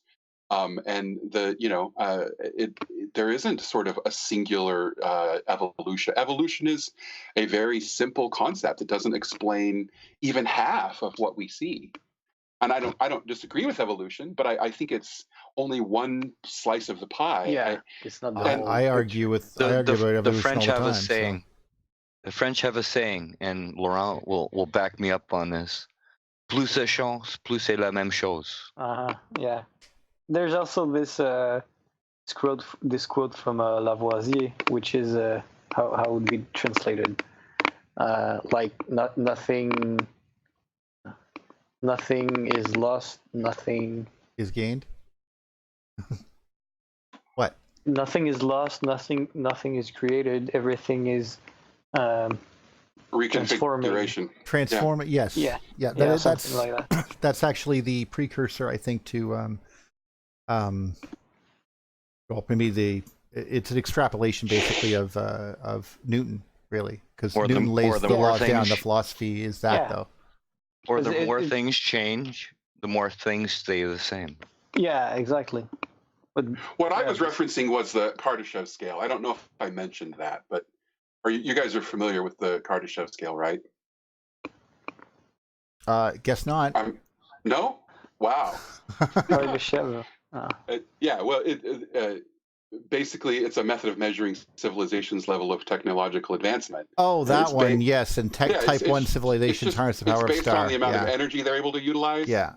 So it's energy and about energy, and the measures proposed. It was a Soviet astronomer, Nikolai Kardashev, in 1964, actually. And the scale has three categories. It's the Type 1, Type 2, and Type 3 civilization. Welcome, Chris Clifford. So the idea is that our inevitable destiny is to become a Type 3 civilization, which would absolutely have the capacity to control energy at the scale of the host galaxy. We're currently really just barely a Type 1 civilization, and that's called a planetary civilization. We're not even there yet. Yeah. Welcome, Kronos. Banana split. Well, hold on. Let me mention something, guys, because we have some people. Chris Clifford said, "I love these shows," and that's very true. I do too. I don't know what has 13, but I'd like to know, because that's very weird. But we do know that other insects like millipedes and stuff. Like I don't know about what's going on there. The aliens would be humanoid, supported by plasma physics. Well, everything following the same rules we just described with regards to the Fibonacci sequence would be, but there's no reason they should be humanoid. The only advantage to being upright and walking is the freedom to use your hands and what all that entails. If you have hands. Let's see. Yes, good chance Mars was a sister planet to Earth. One of the ideas that I was having was, okay, here is something coming from another, another planet. Now, remember when you're talking about doing the math here, when we talk about when I in my EU geology toolkit, I describe the what would happen if the capacitor, the plates are pushed together, the same amount of charge, but the plates are pushed together because of or so the same amount of voltage, but the increase in charge pushes the plates together more. If you remember, that's part of my presentation. Anyway, the reason I bring it up is because that's a big difference to how it would affect people. Like, that's inside the atmosphere. You can get a balloon to go that high. So if you want to go to space and the ionosphere is inside the atmosphere, say around like as you get closer to the other planet, it will get closer and closer to the Earth. It will be crushed closer and closer to the ground, or to the surface of the planet. Then you get in a balloon and you travel upwards because air pressure will take you up. The moment you go across that boundary layer, you're going to be flung off into space, just like you cross the downward slope of the double layer. You're in the corona now, and you're going to be shot out like a bullet. And so, yeah, a tornado could technically have picked up a whale, put it into higher than 5 kilometers, and that whale got lifted and thrown to Mars in the exchange. It is technically not impossible, although more than likely it would have got ripped to pieces and if it dried out, because being wet would protect it. This is probably why we find like frogs inside rocks and they didn't die, because they got encased and they have a shell around them. And of course, because they have a shell, they will develop a positive and negative relationship to it. And they basically, as long as they're wet, they won't die. They will travel along the outside of the water. But the moment they dry out, they'll just get ripped apart, because definitely travel in coach though. No, I would assume that it would kill a lot of things, but I could imagine if there was an ocean on Mars and all of that getting lifted out of there and deposited upon us. Yeah, that would be just, I mean, let's assume that only 5 out of 10,000 things survived. That's still 5 living things. Yep. So that's enough. That's enough. Yep. Quick reference. I think I mentioned it once before, but there's this book called Somnium, The Dream by Everyone Johannes gets Kepler. recycled. Not just everything. Everyone gets recycled. Sorry. Silent Murmurs made it funny. Go ahead. So in 1600 or like 1624 or something, Johannes Kepler wrote this book, a memoir about visiting Tycho Brahe, and in it he talks about how there's this legend of finding a place on planet Earth where you can, curl yourself up into a ball, and during certain eclipses you can travel to the moon through portals. Yeah, you talked about that before, and all I can think about is, did he light something he shouldn't have off of his already metal nose? No. So this is Kepler. So Kepler talks about visiting Brahe. Oh, the guy. Tycho Brahe. Okay, he talks about it. I thought, okay, so Kepler's the drunk, right? Sorry, I'm trying to just keep him straight. Who was on cocaine again? Anyway, these are great people. We have great respect for them. No, I'm just kidding. Obviously, these are geniuses. Kepler, of course, being the one who developed orbits, elliptical orbits, and the power in an orbit. That alone is when we started figuring out areas. He's like, that was a big deal. It's amazing that it only works in 2 dimensions, though, isn't it? Like, you'd think it'd be 3, but. Yeah, but he used the Gauss's law to validate the orbit of Mars. So it's really I didn't even know just that. a mirror. It's a mirror of Gauss's law, basically. Who was the person that mentioned that we had at one point a year that was longer than 365 days? We didn't. Well, you're probably talking about the Roman conversion. That was just 1 year, and it wasn't the length of the orbit. It was the length of the calendar that they changed for like 400 and I forget 42. Oh, okay, that's my confusion. Yeah, but I mean, there are obvious, references that go back further to at least 290 days for a real Earth year, which probably, I don't know for sure, but it could have been that Venus and Earth switched positions for a short time. Or I don't know how the dynamics would work like that, but or even if 216, 290 is enough distance from apart that they wouldn't have necessitated of switching of positions or whatever, but the 304 Roman year, I mean, all of these things those were real astronomical orbital periods for the Earth. But I think the earliest ones are 270 days. Well, I've looked and I didn't find any like that. It's more like 260 for Venus. And if you got a source for 270, I'd like to see it. So actually, most of that stuff that I found, you can get the sources right out of SaturnianCosmology.org. I'll actually bring that up now because we were there's someone asked something, help desk NGP or JNP, crushed mammoths were flash frozen with food in their mouths. Yeah,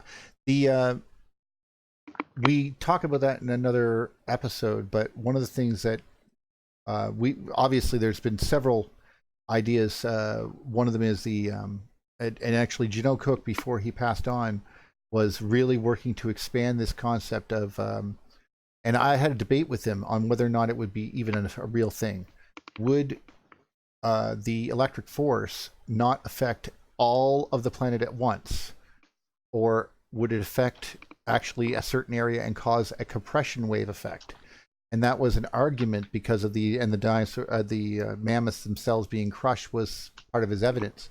One of the things that comes to mind in that is how they died would be likely due to step voltage, which is the way we kill chickens, actually. So, and we eat them all the time, and it would do nothing to the meat. But basically, the further away your legs are apart, the more dangerous a lightning strike is to you. If you want to survive, putting your toes practically like touching each other, if the lightning strikes near you, it cannot travel an alternate path up and through your body and out. And that is what would kill these creatures, especially if you are a large mammoth covered in fur and one of your herd got struck with a very, very, very powerful lightning bolt. Every mammoth within kilometers could die in one shot, which happens all the time in other places. Don't forget, these aren't normal lightning bolts. That's why, these are I was just referring to the small versions of, because obviously the other places would be totally devastated. There'd be nothing left. Like he was right, being ripped apart and flung into the sky would be. I mean, this is one of the reasons why I'm not totally against some of the ideas of mud fossil guy. I have arguments with him, but I keep going, well, no, because sometimes how did the dinosaurs get their skin removed? Like Silent Murmur asks your question there, Mr. Engineer of Electricity. Oh. How does step voltage work?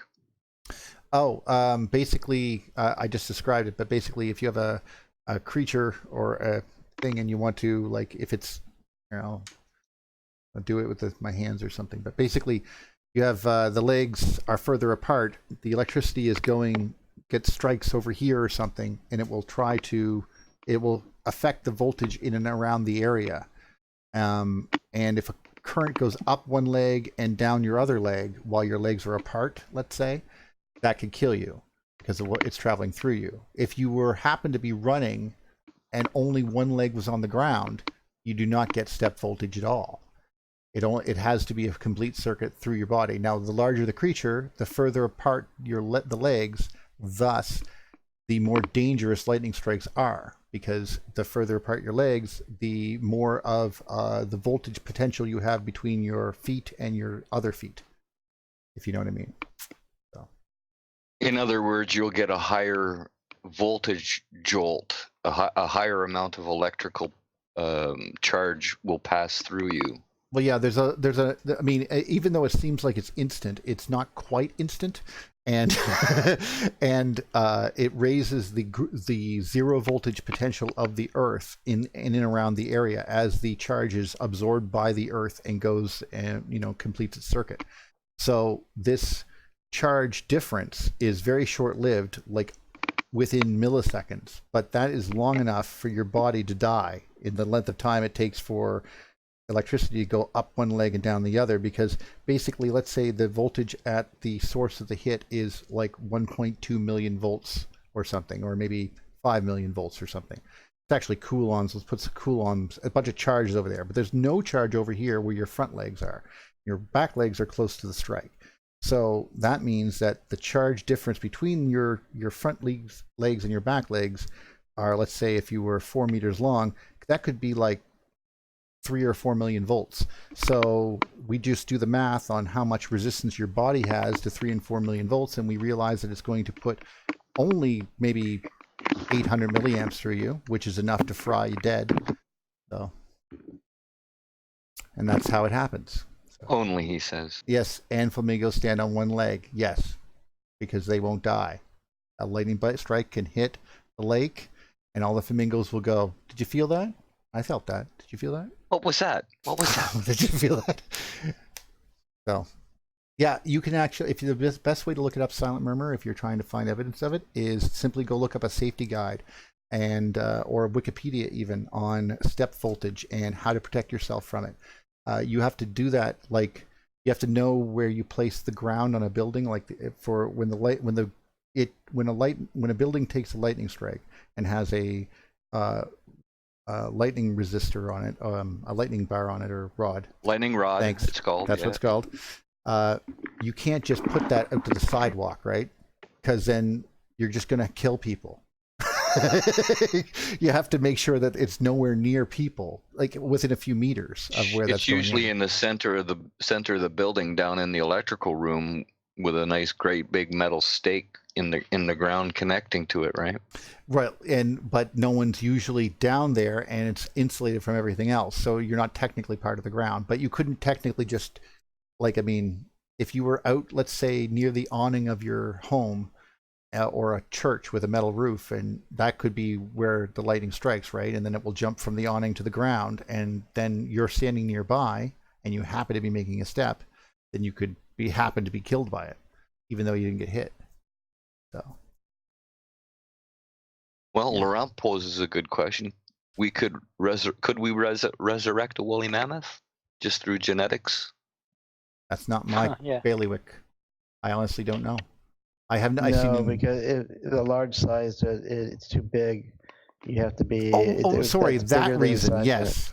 Sorry, I was going to. Woolly mammoth being of that size. Yeah, there's something that's happening to the planet which is making our ability to, like, it's clear that larger creatures existed as we have watched them die out over the last 400 years, in memory. Like, I mean, we have their old genetics frozen, so wouldn't it be able? Right. Would we be able to? The planet was different then. Them? I know it was, but they would still be able to survive, though, wouldn't they? Is different than that, right? Thriving is different than surviving. You might be able to bring one to life, but he probably wouldn't be that healthy, and he probably wouldn't be able to reproduce. Well, actually, I think the Japanese just did this recently. No. Doesn't mean you couldn't Frankenstein some stuff, but it just is. It wouldn't be. It wouldn't be natural. It's actually this sustainable, animal here, right? Auroch. This is the animal. It's called an auroch. Unless they would like change its genetics a bit to make it adapt itself. And in fact, they would, because they'd be using current day elephants as to fill in the gaps. Probably. If they could make it a smaller version of itself, then they could. Well, that's actually what happened when they tried to bring back the aurochs. These cows. These are the cows that died off in about 1560. That was when they went extinct. When did it go extinct? 1627, I guess. But they basically were giant cows, and they're massive, like bigger than a bison. So they make Holsteins look like little kids' toys. So these cows were made for the world before, where mammoths existed. but we didn't necessarily kill them off because we kept them around because they were good. You know what I mean? Like we tried to keep them around, but we still couldn't keep them alive. The funny thing about mammoths is that there is a project, an ongoing project in Russia. They're trying to do this because they want to help slowing climate change. Yes, it is silent. Because the mammoths would walk on the permafrost, which is actually heating. So the idea that they have is that it would slow the permafrost heating. I don't know. It's just because it would condense it, or I don't know. It's like just because they were saying that when there were lots of mammoths walking on the earth, like in the Siberia, it would actually like heat the earth.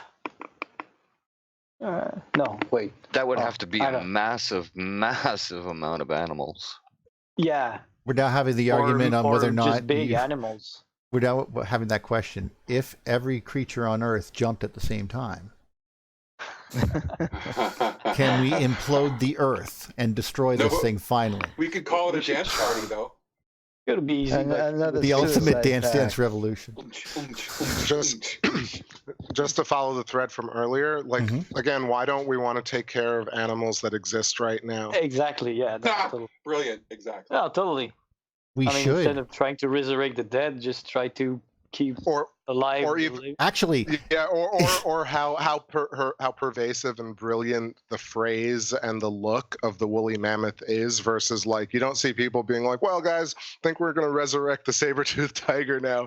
No, it's the woolly mammoth archetype that seems so. Well, it's sort of like an elephant, just only a little bit more dangerous, and we might be able to eat it and see it in a zoo instead of like, let's just bring back all these super violent, crazy creatures. Daddy needs a new fur coat. It goes back to how egocentric mankind really is. Like we do want to play, with danger, but not that much danger. It actually is the advantage of basically saying to the people, look, you can still be your giant asshole selves. We can bring these creatures back from the dead after you kill them all. Isn't this great? Yeah, right. Yeah. That's all it's really doing. You can eat all that big amount of meat up there to feed everybody, but what they're not getting. Well, besides the mammoths, we're in a different. If cows were intelligent, they'd be revolting right now. There, and these big cows or whatever these things are. The problem with this is that there's a certain amount of efficiency. I mean, the reason that we have lots of cows that we have, they're fairly efficient, and they're better efficient than the other ones that died off, because that's why they died off. They're not energy efficient, and it goes back to the civilization thing. Is that the that's 1960s idea about whoever can control the most amount of energy. It's not how much you control; it's how efficient you are with it. Civilization cannot be. Just because I can put a ring around the sun and absorb more energy than anybody else doesn't make me a better civilization. It just means me I'm an energy crazy son of a gun. I wish they could build a Dyson sphere, because the moment they even got close to building it, they'd realize that the sun was electric and this was a stupid idea. Because the moment they built the grid, right, of the big circle to encapsulate the entire sun, they would realize that the outer part of it began to glow, because now the electrons are being shielded from getting to the sun, but they're now accruing around this framework that they've built. This becomes the new sun, because that's the new center and that's the large surface area. So now it becomes the largest charge and will now attract all the things to it. It's quite possible that every single star we see out there actually has another star inside it by a bunch of other civilizations who were stupid enough to try this.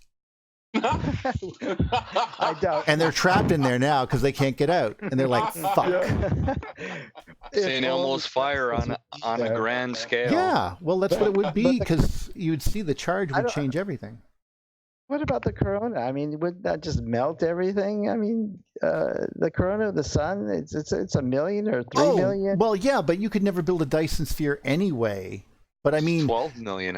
but I let's believe. assume that it was made out of something that was amazing like that. But I just meant that the moment that you even get close to building it, or even part of it in the corner, like let's say you were only building a quarter of it, by the time you get to there, you'd be like, dude, this thing's glowing on all sides and the sun's getting dimmer. Oh, Something is terribly wrong. Something is terribly wrong. No, what do you bring the electrical engineer? Well, that's out what I here mean. to They tell would us eventually, they would just be instant cluing in to, oh, and if you could, you'd move this piece of metal around. You'd like bring it closer to the sun and farther away. And I bet you dollars to donuts, it would be the same type of feeling that you had with Jonathan Nava was at EU 2019 at Bath. And when you were moving your hand between the two spheres and he was broadcasting power between them to light up a light bulb, you could affect it by moving your hand near one of the spheres, and it would stop, like it would slow down the energy transfer.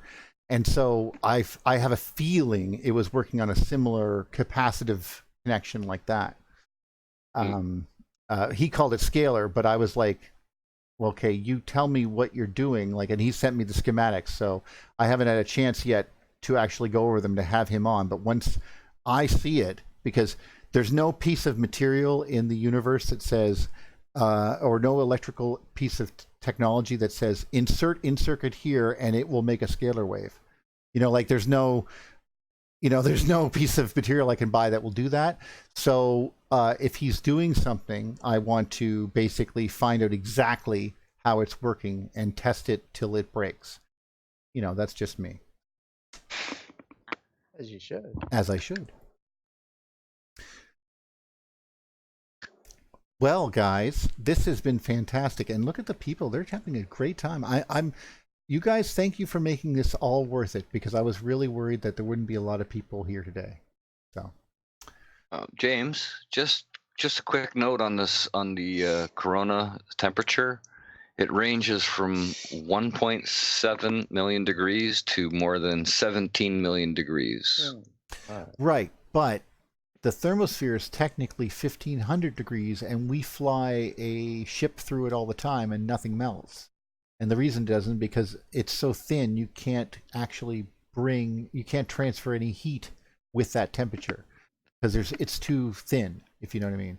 Yeah, but the Sapphire project was they were imitating that friction that's going in. If you can control that, Jesus, that's a whole different ball game. What I meant was, I mean, the sun itself it has this going around outside of it, and even though it's 1.5 million degrees and could not possibly, it's glowing so much, the radiant heat coming from it, the radiation is that bright, like that's dangerous. Yes, the actual convection of traveling through it would be lower. In fact, you could probably use a magnet to shield yourself from a lot of it. But that's only the radiation. Like the radiation itself, is the electromagnetic waves themselves are a different ballgame. I think you could use the concept of Sapphire to shield yourself from it inside the double layers that it creates. Now we're getting into let's sail through space. Oh, we're getting into Star Trek again, metaphysics shielding. If only we could just do warp 10, eh? Then we could all become lizards and have sex with our captain. Not possible. Same as time travel, not possible. The only thing that's impossible for me is to not stare at 7 and 9 when she's on the screen. And I'm happy that in the new Picard that she's a little bit more because she's supposed to have married Chakotay and stuff like that, and all that kind of stuff, and obviously it was becoming more and more human by the end of the show. And there's some shows. Oh, did they have Chipotle babies? I have no idea, but I see her running with 2 machine guns in each arm and mowing things down, so I was kind of looking forward to seeing that. She's pretty I'll watch awesome. the new Picard series for sure. I just in case anyone has missed this, since we're talking about this and it just suddenly hit us, does anyone remember Tribbles?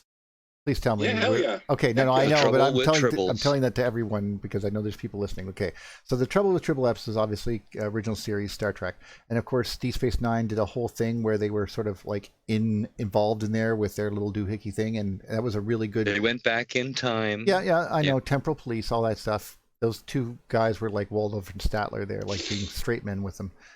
The Tuesday, if we recalls, but the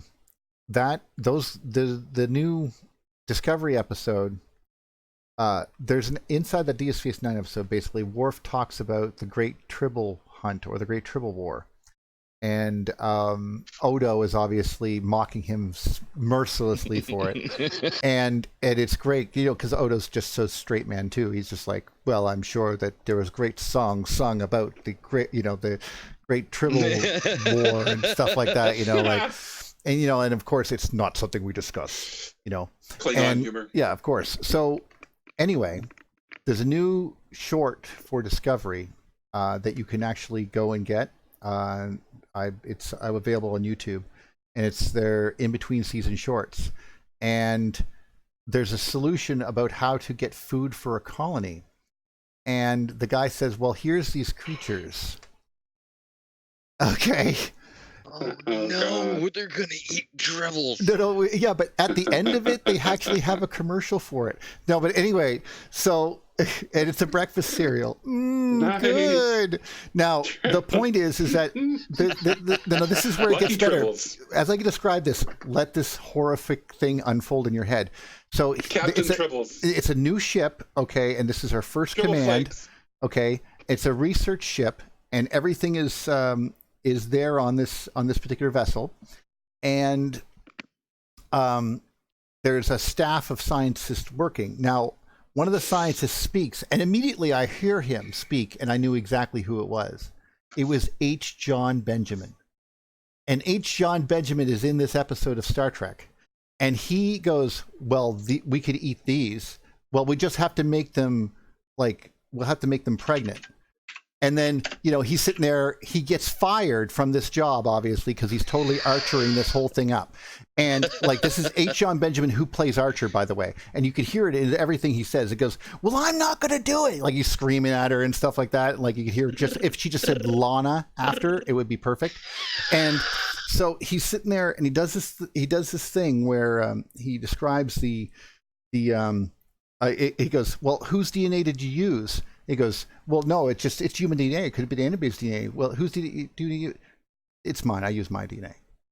So he mixed his own DNA with these. And then by the end of it, she's getting yelled at by the Admiral over this whole thing. You lost a ship. You infected a colony, which then took transports to 3 Klingon outposts, creating an international interspecies incident. And this whole ship has to get rebuilt from scratch. What can you possibly say? And you're blaming this all on one guy? And she starts to talk, and she goes, he's just a friggin' idiot, sir. Yeah, Archer for sure. Yes, you can find it so on. What you're saying is I think Soylent Green is Tribbles. Soylent Green is Tribbles. Seriously, it was the scariest thing. Discovery short Trek. My friend found it, so I'm sure it's around. Neil, Home Movies, Coach McGurk. No. Did I? So H. John Benjamin, I think definitely before Archer, plays Coach McGurk in Home Movies, which is like a squiggly line Dr. Katz style Adult Swim thing, which is brilliant. And he's like the doofus kind of can't get laid coach character, and it's basically Archer. It's pre-Archer. So, I actually saw him the first time I saw him was on something called it was like a Canadian show, and it was this guy called Dimitri something or other or something, and I can't exactly even remember it, but it was just it was funny, but it was called Understanding. It was called About Power, and it was basically all different versions of power, and some of the jokes were like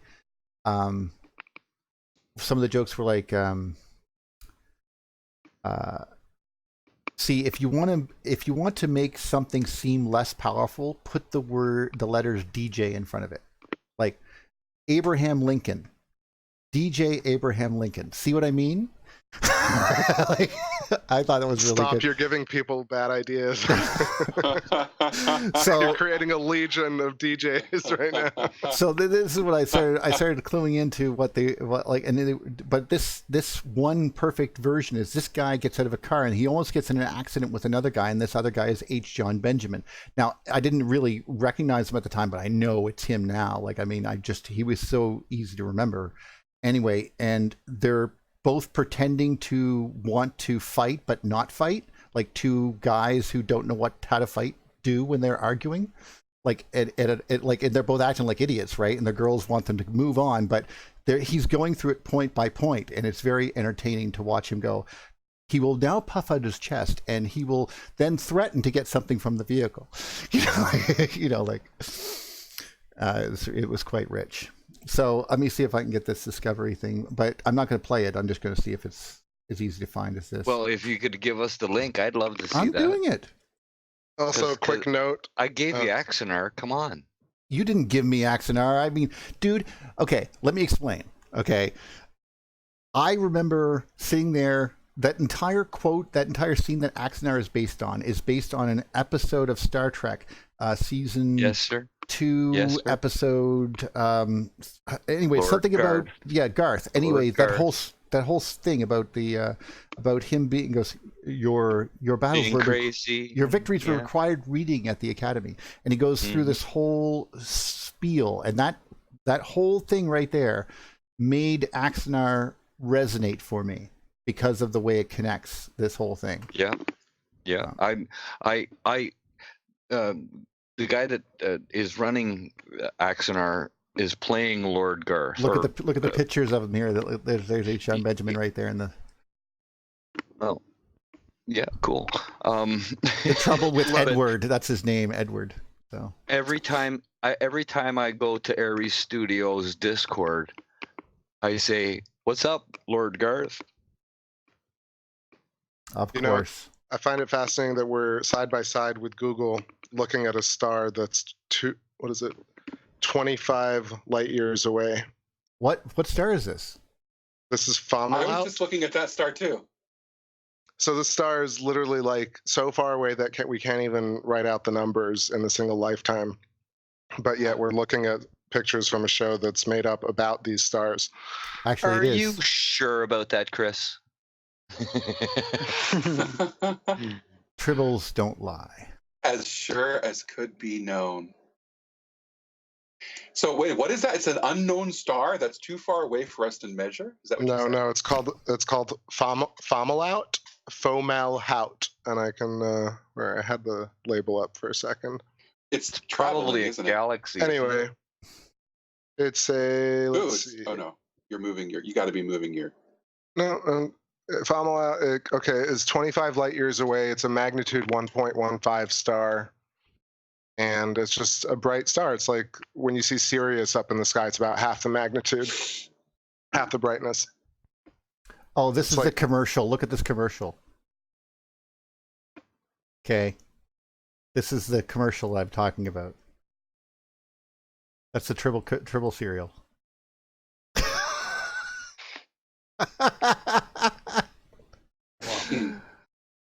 Anyway, I don't want to get banned for putting it on here or anything, but there's Archer in the corner there. Yes, Edward macronutrient currently not approved by Federation Food and Drug Administration. Yeah, because he put himself in that. Like you do. Well, I mean, hey, it's a Tribble. It's called cannibalism. Yo, Banana Science. Smoothie. Ben Winter in the chat says, how many counter-rotation layers in a Birkeland current? That's a good question. Well, technically, the Birkeland current will respond as far as it can go using the right-hand rule and the EM. So it basically loses for each distance away from the main column, and it would depend on the column's main current density, and then you could extrapolate from there what each shell would have. and each shell's distance from each other would depend on its relationship to other cells. So it would, or other tubes. So when you see the pinch going around and their strength, a galaxy, yes, but you see the pinch going around a galaxy, or the pinch going around nebula, or the pinch going around the sun. Well, if you look at that wonderful nebula, the butterfly nebula, the one that's, you know, the beautiful one there with the, you know, the hourglass shape there, and that brilliant, intense light in the center, that's being, of course, an entire solar system in the middle there that's going nuts, and that's 80 astronomical units across. And this star in the middle of that actually has a strong magnetic field, which is obviously causing this whole thing. So if we understand that the star in the middle is like a speck of dust compared to the size of that nebula, and its magnetic field is able to pinch it down to where it goes right into the pole of that star, okay, so you can begin to understand that there will have to be shells around that star, and maybe that's where these the orbits of the planets come in, or that type of thing, as Jim would have suggested. But it expands very large again until until the pressure of the galaxy's atmosphere sort of constrains it and gives it a boundary layer onto which it can no longer affect, and it creates that tubular cell structure. And this is itself then the mechanism. So when you leave the galaxy proper and you start seeing the radio lobes of the galaxy, and then we can sort of guess how big these currents must be, how wide they must be.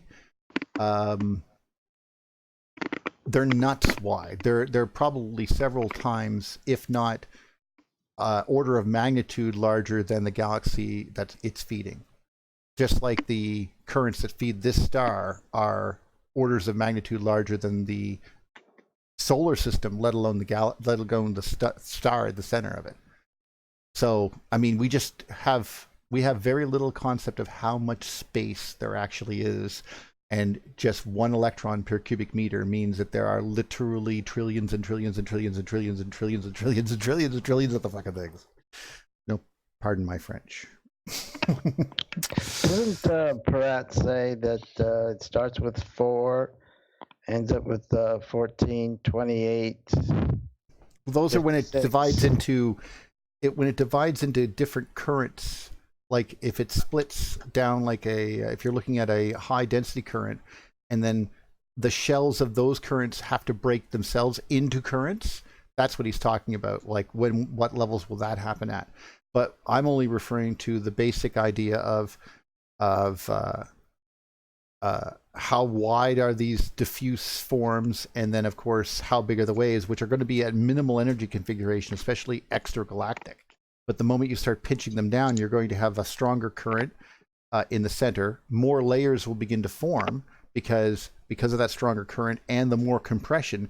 You are going to have less what's called force freeness to them. They're going to have to actually be trying to create synchrotron radiation and other things like that. So they're pinching down each other, less room, and they have to spin tighter. So this is causing basically them to express energy, and they have a load now. And they're not zero or close to zero resistance. They're, I mean, still pretty low, but they're not zero. And this is where, once you hit the surface of a star or planet, I mean, that's the focus of all of these electrons around the entire body of probably the largest body itself would be the most attractive one, because it will create an electric field which will move things toward and away from it. And of course it has magnetic field, so it's going to do the whole homopolar motor effect, and we will just be caught up in that, just spinning around that motor ourselves, powered from that star. And this seems to be how we ourselves, me and you, are all inside of the Earth and are somewhat powered by this effect as well.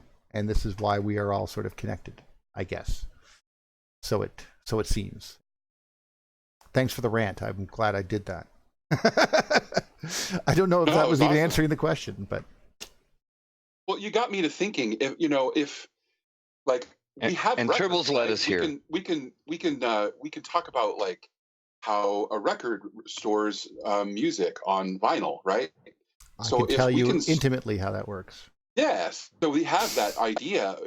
What if everything that ever existed exists on a Birkeland current in the same way? Like and what if in death we continue on in that context?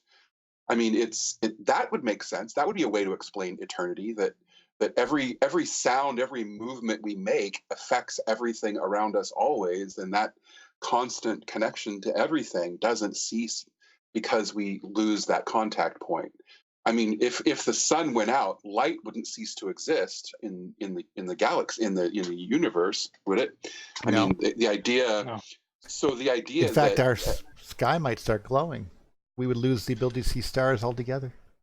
yeah, we could maybe. Although or- we wouldn't yeah, who die knows? because we'd have this glowing corona around us now heating us up. That's a pretty good idea. You're assuming that our eyes wouldn't instantaneously change into wolf eyes or something and gain the perspective of. Oh, I'm like, also the not smell. exploding. Our planet didn't automatically explode along with the sun, so.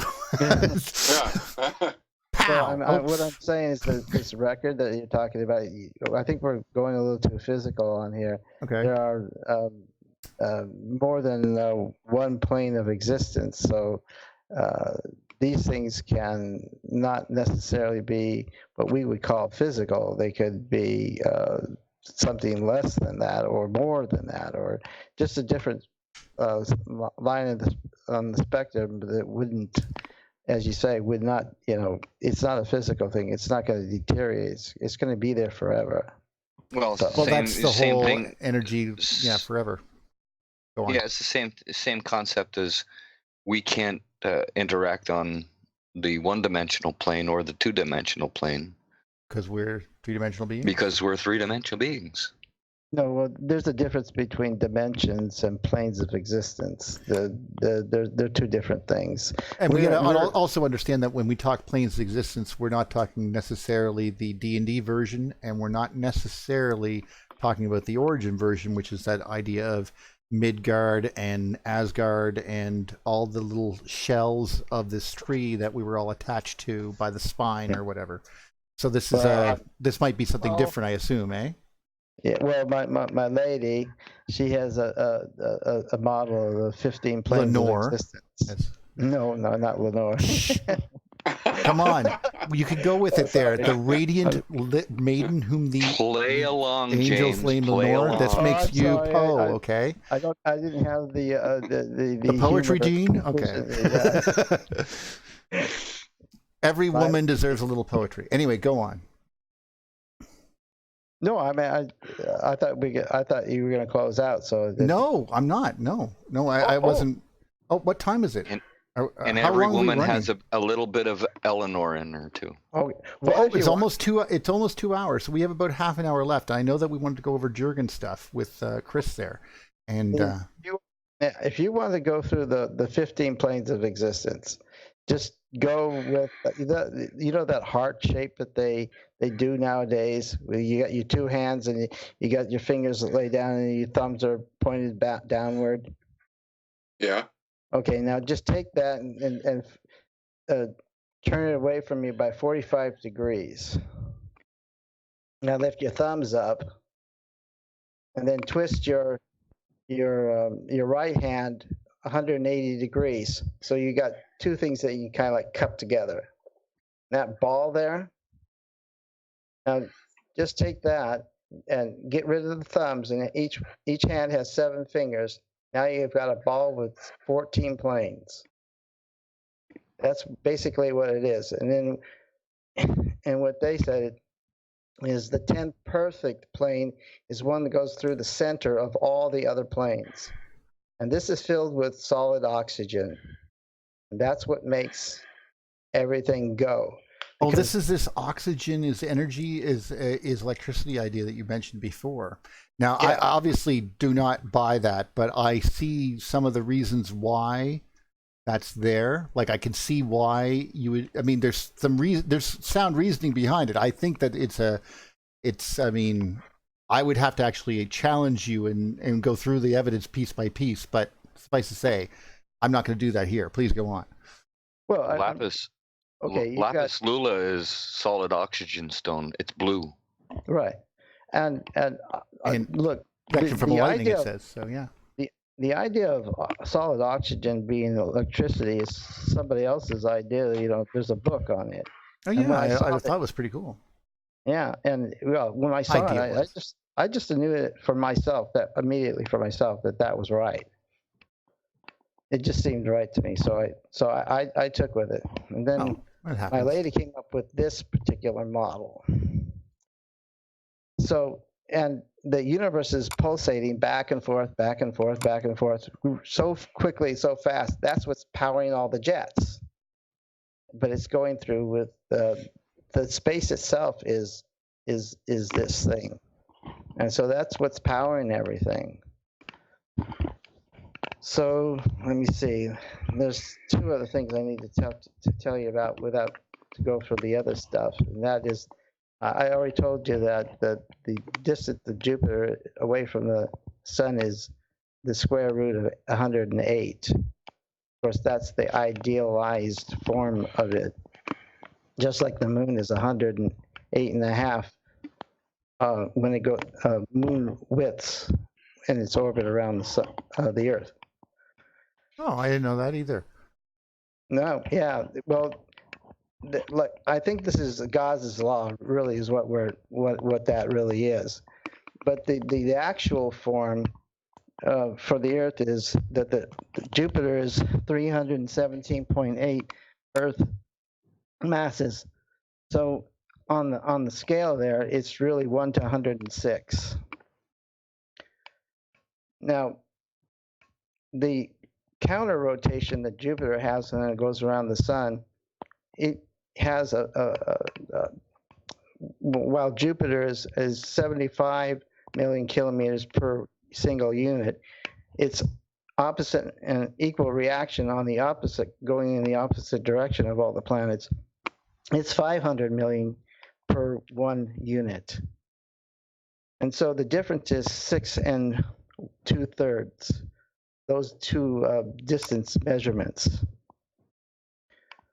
And so, like I said before, in 2005, my lady told me about how I've already told you about the universe came together, and for 15 billion years percolated, and then it did it again, and that this present one, the manifestation cycle, is the third one, and then it's 15.9 years. She told me this in August of 2005. Now, like I said, the God's law is really not the idealized 108, it's 106. But God's laws is electrical, and it scales both to the small and to the big. We are so excited to be here today. Yeah, that's what I need. Now, the shape of the universe, she says, is 350 light year lengths of like balloons or eggs. And if you make an X, you can put one of the eggs on the bottom right and one of the eggs on the bottom top, and then the other one is not on the axis of the X's, but in between there. Now in Virgo, that's the center. You go to the Virgo constellation, and you put a rod in there, and then you put that rod into the center of the Milky Way galaxy. It matches that X, because we're 3/4 of the way down from that, away from the joint, and in exactly in the middle. I thought it was paused. Now, there's actually a pretty good the pattern. His latest episode, he's got that. It shows where the great attractor and the great repeller. Oh, right. I was that. We didn't even talk about that, but that's one of the things that if you could think about something larger than galaxies, about what is still in an hourglass shape, that would be those things where we're clusters of galaxies, and these are where the pinches are, and then the space between these clusters are traveling to the next cluster over, and they're even larger and wider Birkeland currents, which you could, if you could even envision that, but you'd never be able to see them. I mean, it'd just be so diffuse. Yeah, but if you could put that on the screen, then I could show you something. What part? It's kind of that particular. Oh, that video? Yeah, let's do. I'll go get it. See, I think he won't get me in trouble. No, let's do that. Well, he borrowed that picture himself. Is this? Let's see, which one is it? It's the last one he did. It's on the 9th second. Oh, okay. Well, let's go there. It would be the comet one. I don't think it's the comet. Is it the last one that he did? Yeah, Comet Borisov. No, that's not. That's the one that I. Dr. Santilli and his antimatter galaxy. Is that one? I don't know. You don't know? Okay, well. Sorry. Well, you said the last one. Yeah. Well, it was the last one when I went to it. Well, he does a lot of videos. Okay, galaxies being ripped apart, the Great Attractor. How about that one? Yeah, probably that one. Let's go with that one. Yeah. Anyway, all right. So I'll just let that nicely play right there while we have two visions of the sky on, and keep going. Okay. If you remember the last episode the last show that you did. Vaguely. That was a great show. I was just shocked to see. I think I saw before ARP's quasar diagrams there, but he had circled it for there. That's the one there. That's the one. Okay. Well, now we know. Yeah. Okay. Keep that up. So we're looking at some fields. Yeah. Well, no, I'll go back it up and just look at it. You can keep talking. Exactly. There you go. Well, let me see. Where was I? Yeah. Now, I don't know if we're in the Great Attractor or not. No. Well, we are heading towards it. That's why it's called that Great Attractor. Okay.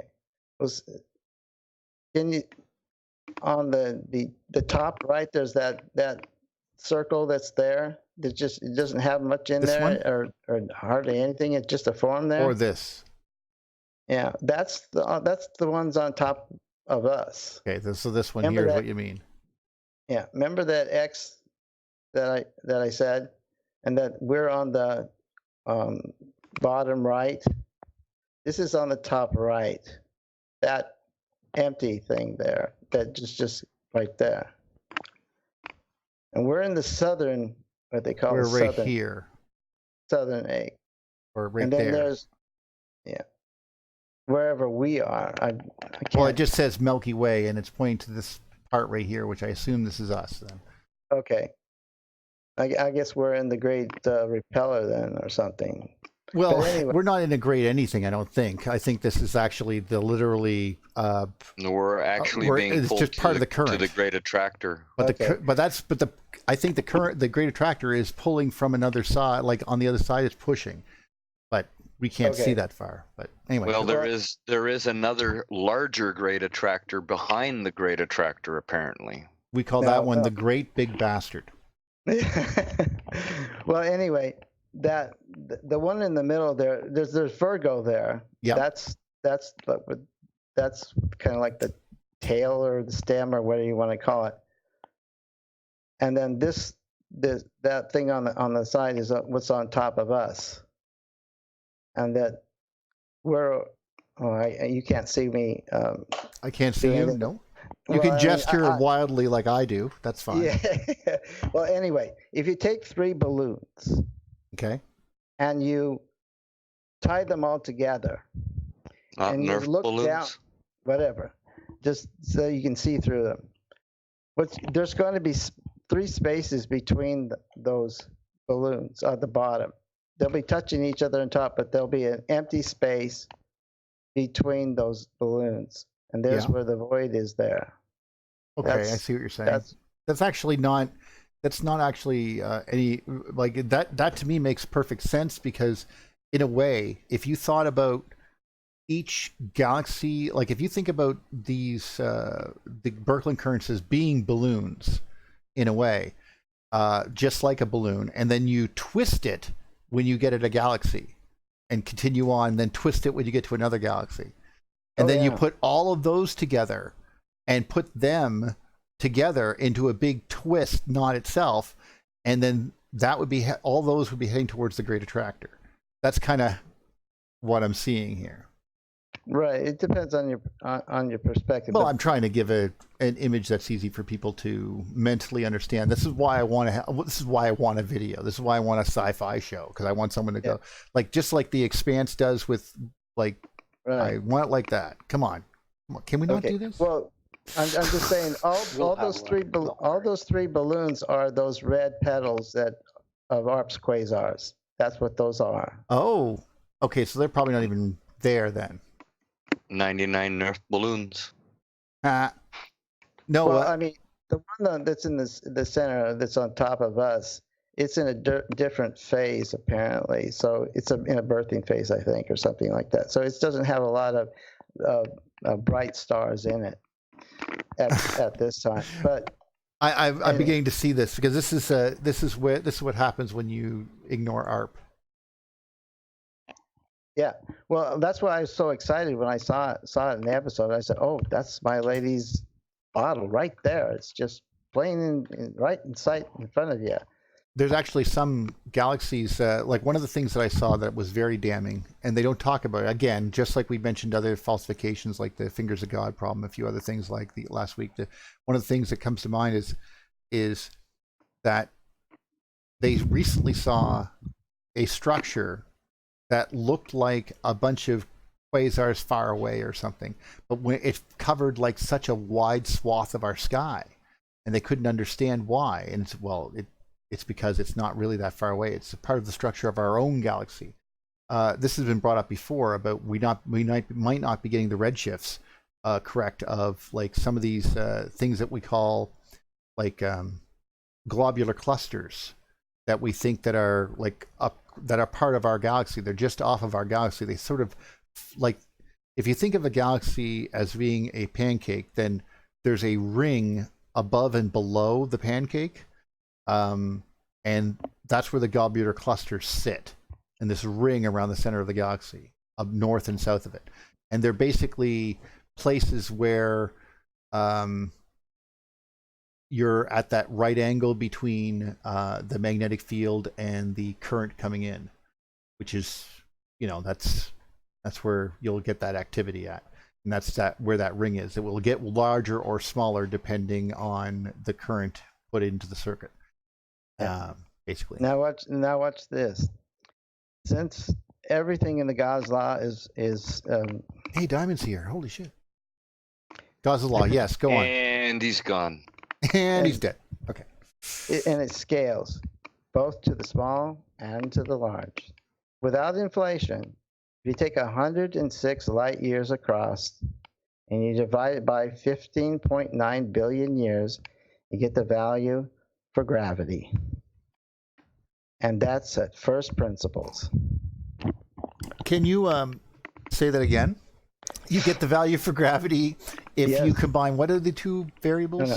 You take 106 light years across. That's the universe without inflation. It's 1 billion times smaller. Take 106 light years across for the entire universe. Okay. And you divide it by 15.9 billion years. You get the value for gravity. Okay, but how does gravity change over time then? The implication of what you're saying is that not only do we have the universe not only are we horribly wrong, as the EU put it, but you're indicating that we are so horribly wrong, we are so laughably wrong that nothing's this far apart as we think it is. And I've been saying that Or every episode. That No. I know you're saying that, but to actually imply that you should next time I lead have with, heard I you say that believe that before. the galaxy is 106 light years across, or the universe is 106 light years across. Start with that next time. Well, I That's did say the balloon was 50 light years across. Well, that's still. And there's 3 of them. And they're not stacked. I'm sorry. Okay. No. But You don't have to there's- apologize. This is No. exactly the same thing that Jim has to deal with when he's talking to me too, because I have obviously an electrical engineering interpretation of a lot of things, so it's my inclination. I'm going to give you something now, because if you take the Very inverse of gravity, Here we go. you get 1.5 times 10 to the 9th. And if you multiply that by 6 2/3, you get 10 to the 10th. And that's your cosmic charge by first principles. And you know that's correct because the sun has to overcome the cosmic charge resistance before it will start generating solar wind. Well, that's not entirely true if it's a circuit. This is where that comes in, because the charge can only move if it is part of a circuit. So if it's part of a circuit, that means that it can go out to the heliopause, it can get neutralized, which it seems to do, and then become neutral hydrogen, float up to the north part, and come in the poles. Now, that basically is completing the homopolar circuit. Obviously, this gives a voltage gradient from the sun outward towards the heliopause, but it also implies then that the surface of the heliopause should be processing the same amount of current as the sun is. So we have a heliopause that is put there by the solar wind, which is actually the electric field of the sun in a way, and our shape of it is probably wrong, but you can see how it will try to fit into the other bubbles around it, other stars. Well, the nice thing is basically it keeps, no matter how young or old, it's the cosmic charge is basically the fundamental thing of the whole things, because, and it will keep cosmic gravity, because there's more than one kind of gravity, but the basic kind that comes from the age, the shape, or the size, volume of the cosmos is what's keeping the cosmic gravity the But same. how does this explain the changes in gravity over the course of the lifetime of our planet? Well, that's because there's more than one kind of gravity. There's planetary there's planetary gravity, and there's also atmospheric gravity. There's atmospheric buoyancy. How far do you mean? Well, look, this is... No, I'm very interested because, because a field effect I can understand, and obviously the force of gravity, although being weak, clearly, the thing that I said before, the thing that really pops in my brain is how do we make what is the linking of our gravitational mass and our inertial mass. It affects both things at once. That's something we do know.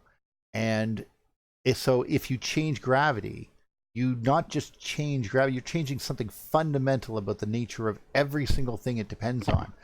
And that because it's clear that if you've modified gravity, then you changed, because we know that if I do force equals ma and I do force equals g m1 m2 over r squared, if I do that, drop a ball or throw it against a wall, the math works out the same. So something is gravity be affected or mass, and this is always the issue that I have with this, because obviously I have charts memorized in my head still of specific gravity, and just saying no, we're going to make those variables now, and my engineering brain is like, no, like I just want to scream and run, like I want to go no, but all of my math for all of the things I ever did on every hot water heater ever. Banana split. Yeah. And if there are a couple of people that have their mics active, if you could mute when you're not talking, that'd be great. Sorry. Not me. Not me. I'm a good boy. You're a good boy. I don't do that anymore. I used to do that. I don't do that anymore. Well, I didn't want to mention names, but James and Laurent, if you could mute yourselves when you're not talking. You can refer love to them mentioning names. with yeah. I don't want to mention names, but you two buggers.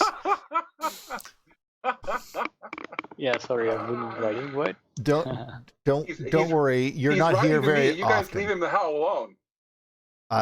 Laurent can get a pass. He's brand new.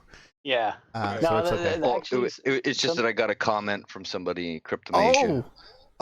So basically, if people comment in the thing and complain that you're going to go and white knight for them, oh, that's great. You're setting a great precedent. You're trying to be nice, but look what you're doing. You're ruining everything. I am so sorry. No, ignore me. So I literally sorry. don't mind at all. We're Too not late. that Too late now. busy. I'm very happy to.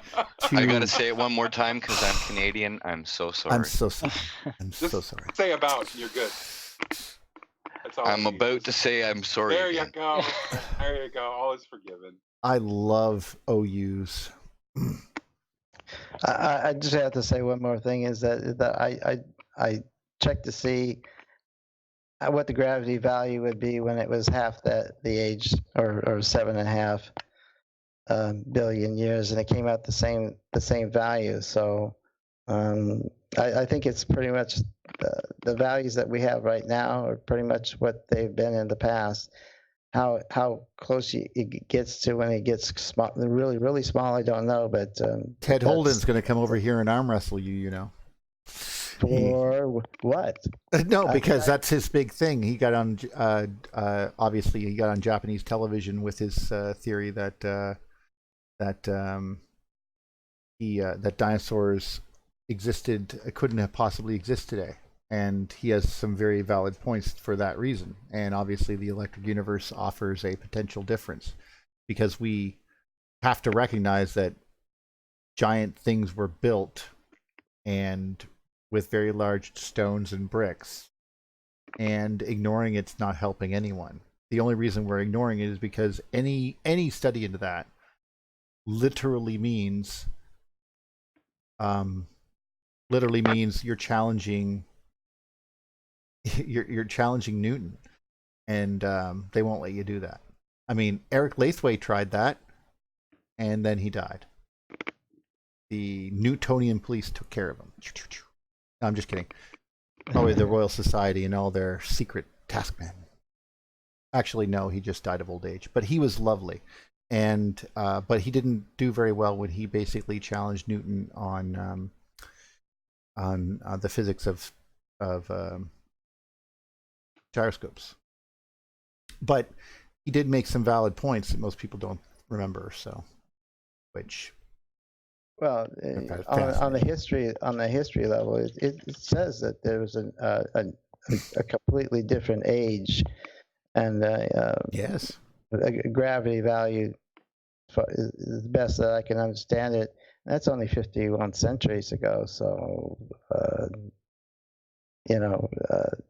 I have to assume that the atmosphere has, or both of that and the planet had some different kinds of aspects that it was going through or doing differently for that particular time period. But well, that's the rub. We can't ignore the sheer energy it takes to simply survive living on worlds with higher gravity. I mean, we think about how it will affect us, but something about that and the ideas behind ARP when he refers to different things like electron density, but when he's referring to solely the ideas that these bodies are further away than they appear, as obviously you're implicating here, but obviously to a drastic degree, the idea behind it then is that the principles that we consider to be the nature of reality are, well, they're not permanent. they are permanent for long periods, it seems, and then they change. And they change. I can only imagine through a state of resonance or something. Like everything on this, it is possible that every single thing on this chain of stars is different, or is influenced by the resonant of the Birkeland current itself, whatever that is, and that could affect every single molecule in the chain, as could the galaxy itself. That's where my mind begins to go, Jesus, what? The only thing that we really have any evidence of that change is quasars and things like that, where it's clear that these objects are like super closer to us than they appear to be. They're not billions and billions and billions of light years away. And in just that fact alone, you're putting them into a much more reasonable power level, but also associating with nearby galaxies. Therefore, why do they look like that? Why do they have such a high redshift? And that begs the question again, what is redshift? Because obviously it's not what we think it is. I was looking at that map of the universe, and it doesn't look like the Great Attractor is gravitationally driven. It looks more electrical to me. Well, I would say that charged particle movement would be the predominant force at that scale. I can't imagine gravity and mass having much an effect at all, considering how far apart these bodies are. I mean, they are so diffusely together, but the power of gravity, of course, being the right-hand rule, being the ability to move in a particular chain or line. When you think of the distances involved, it's just mind-boggling that they think that this is gravity-driven. Well, it's all they have to work with. What are they going to do? You literally look what happened when Altanar show them the electric universe already. Okay, and guess what they do? I know.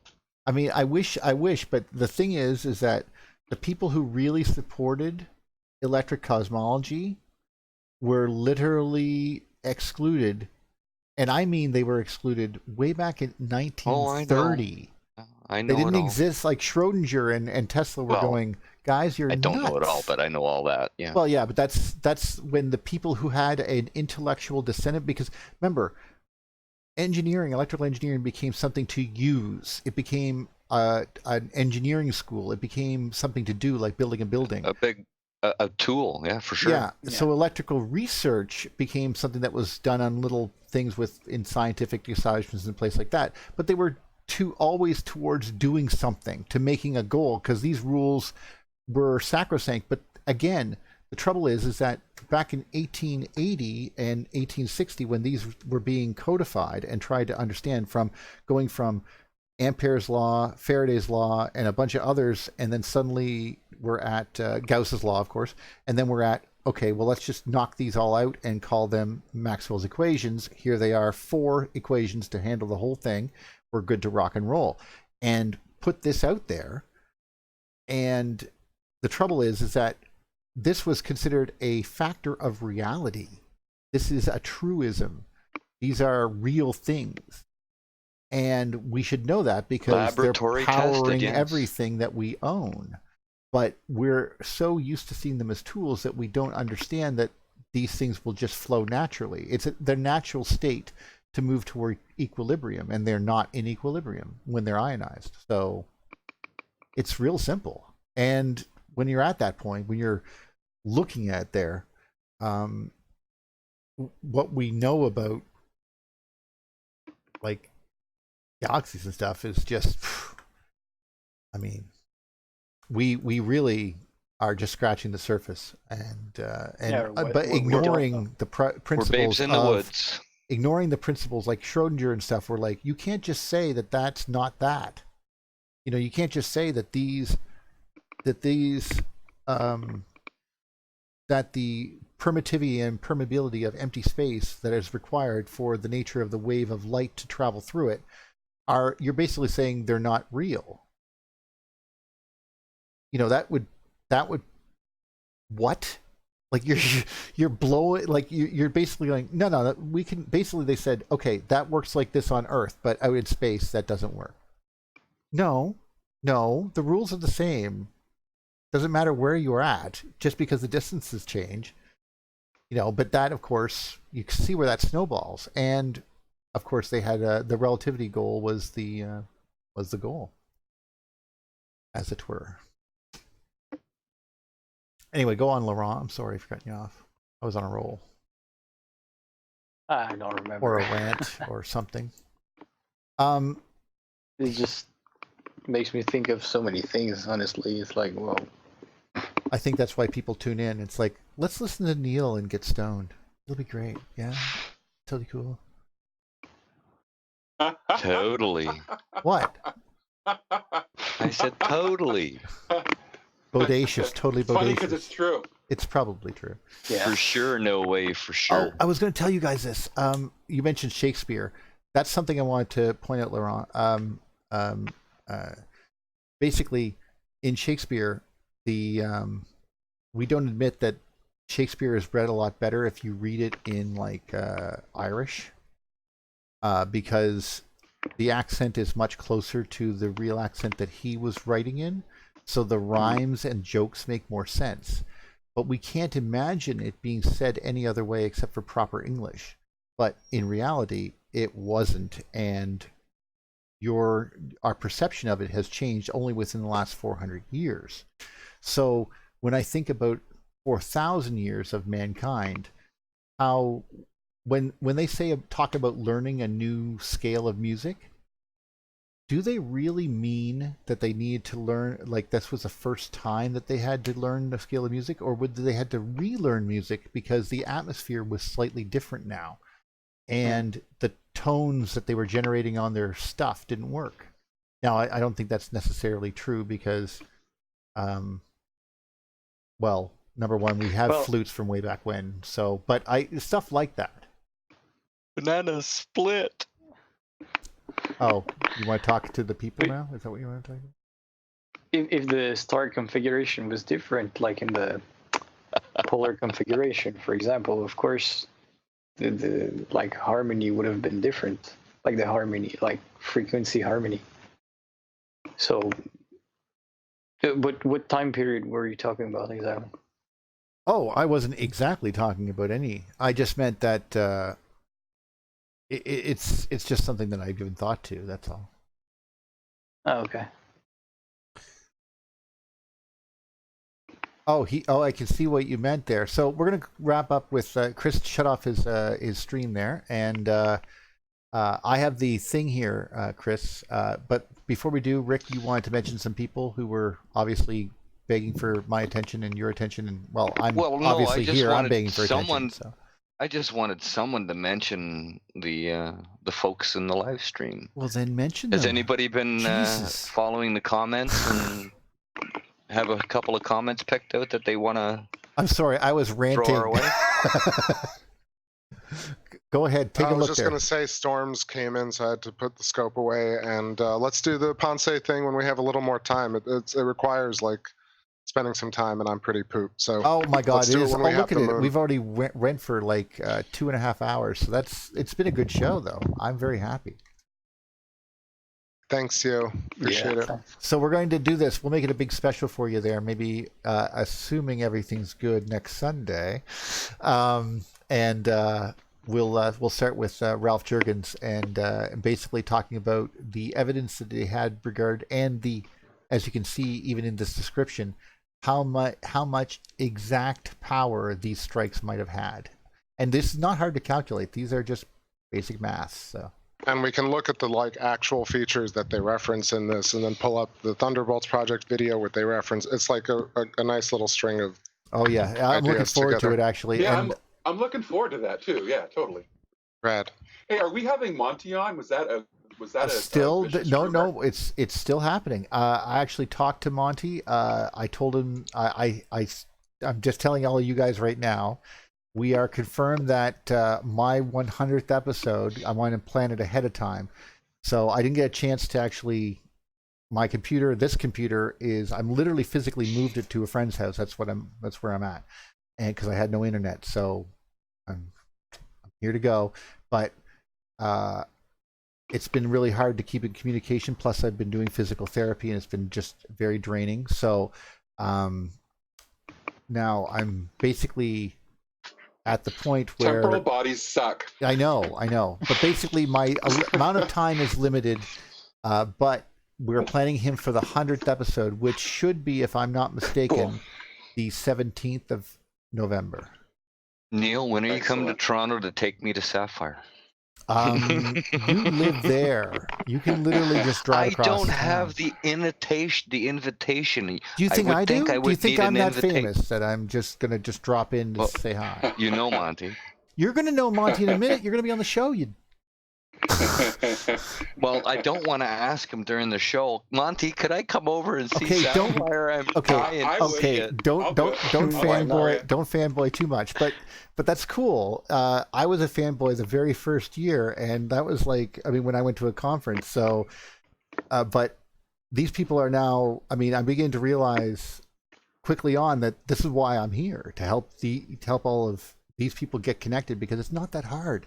I want you to have the ability to go, no, not just because you have an interesting pet theory, but because you might have something that's worth contributing. And if we just keep on churning the pot, we will, the people who are still doing the dotting the I's and crossing T's will still get to have that experience, while at the same time, the dreamers get to go and have their, have their dream, I guess, because the world has to be told, and they're not going to hear it. It doesn't matter how many scientific joules and kilowatts you write down; they don't care.